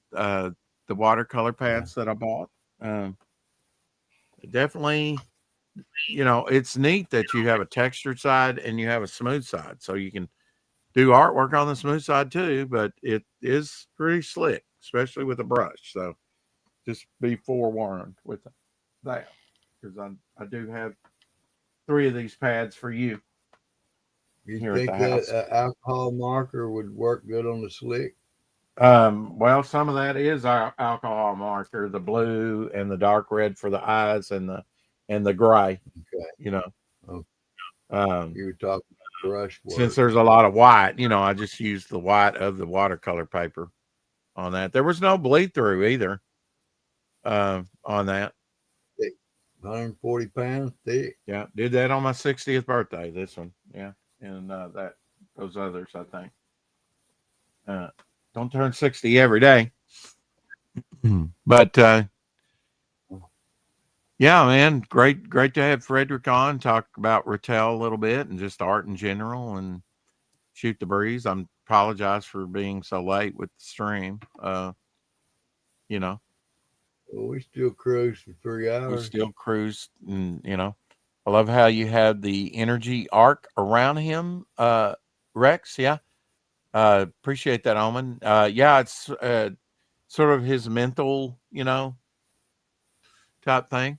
Um, I've still got some coloration to do on his skull there on the front there. I think I need to enliven it up a little bit with a little yellow orange or something like that, something that'll really stand out, you know, and be a little brighter. Like there's a little power build up there.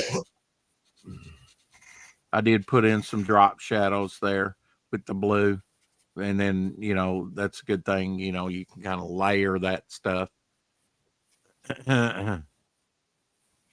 He'll be an interesting character. Don't know exactly where I'm going to work him in, but uh, he'll probably be one of the 43. I've already got a story arc for him. Uh, uh, he's going to be one of those that appear actually uh, before the World War II ends, you know, because these individuals disappear and reappear in different times, Yeah. and he's going to reappear before the war's ended. You know, there will be some like that. I'm going to do that with Euphoria too, uh, and maybe even pretty because she's kind of limited mentally. She has a mental capacity of a child still. Evening. Uh, I hate these names. That is, don't tell me, Tech huh? Mech. Okay, that's what it says, but that's not. That's uh, oh, he may have to tell me now. Yeah, I can't think. Can't think. It's too But late to think. yeah. So if God came and asked you to leave life to be with Him, could you trust it? Well, I mean, if you are a true believer, If um, I knew it was Peter, God, I your could. your spirit is going to be, yeah. And if He's Lord and Master over your life, I get it. The image of the beast. You know, can you be tricked? Absolutely. I mean, when an angel came, people that were very spiritually discerning fell down and worshiped the angel, and the angels would tell them, get up, I'm not to be worshiped, only the creator's to be worshiped. Your spirit you'll know if you're a true believer and you really have a relationship with God. He will let Himself be known to you in a very real Scripture way. I says, don't think He would ever says ask that that of you, for one thing. But everyone will be but fooled, even the elect, if that were possible, and it's not. yeah, there are hologram technologies that can simulate UFOs and anything in the sky. Absolutely. I mean, yeah. So don't be easily fooled, right? Um, No. Better have some discernment. Better have some discernment. Absolutely. Yeah. I'm Sabrina's favorite person. Yeah, I know. Well, I don't know. Ryle and T might have you there. Uh, She likes to hear them talk. Yeah, mhm. she's already told us, Yeah, hadn't she? yeah. Now Rex That's ain't got her no fur coat yet, so still ain't his best friend.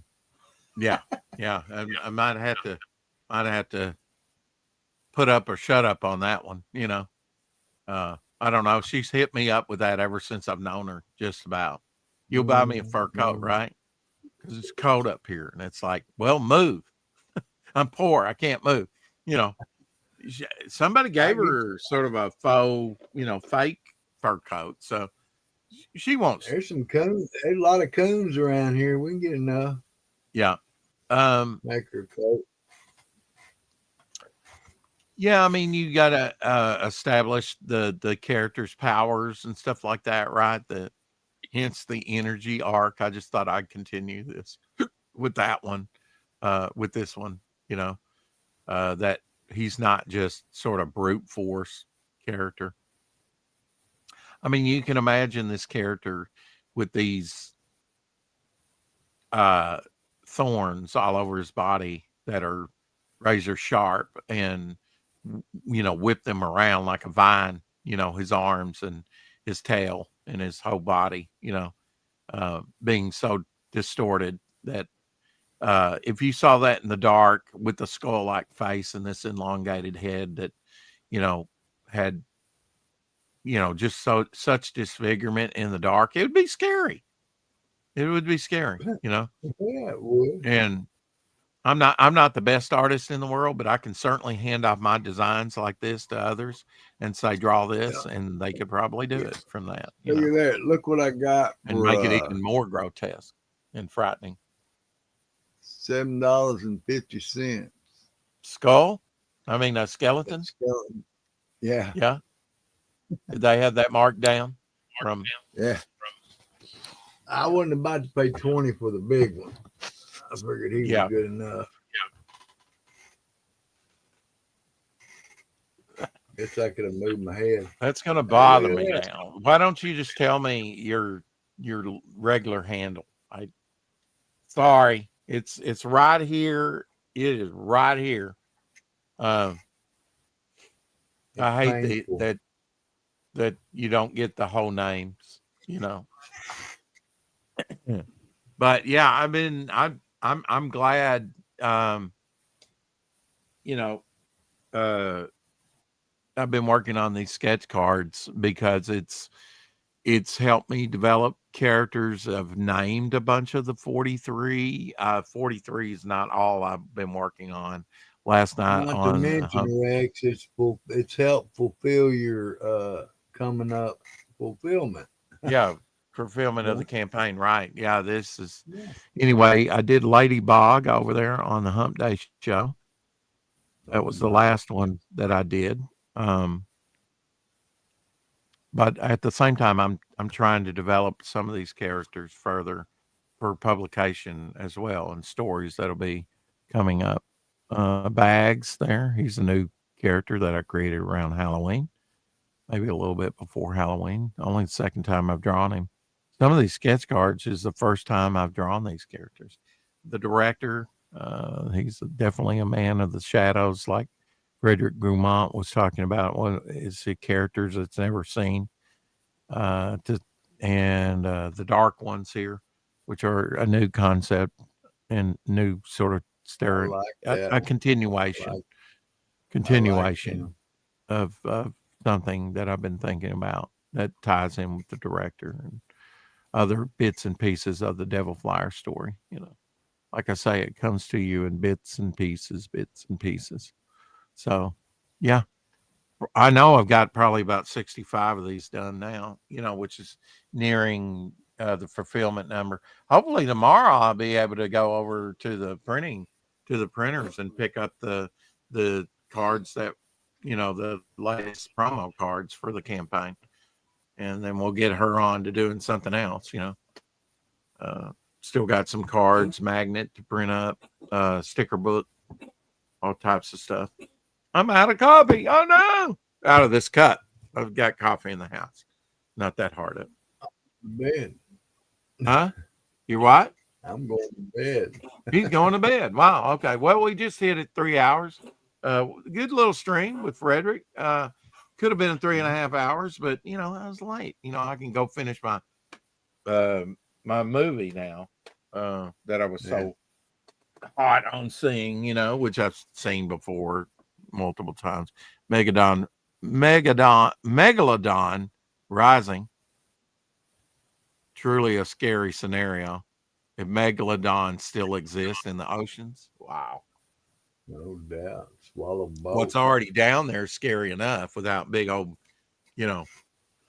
sharks that can eat great whites, or a megalodon could probably eat a killer whale that eats great whites. They're truly huge beasts. It's amazing it's an amazing world. Did that happen before the Luciferian flood? Certainly before Noah's flood. When did this exist? Is the earth older than what it actually is? Is it a fairly new earth? If it was only say 20,000, 25,000 years old, how would you know? Carbon dating only goes back so far. I hadn't been there. Don't buy the lie, of carbon dating. Don't Anyway. Kool-Aid. You know the words. Keep collecting and keep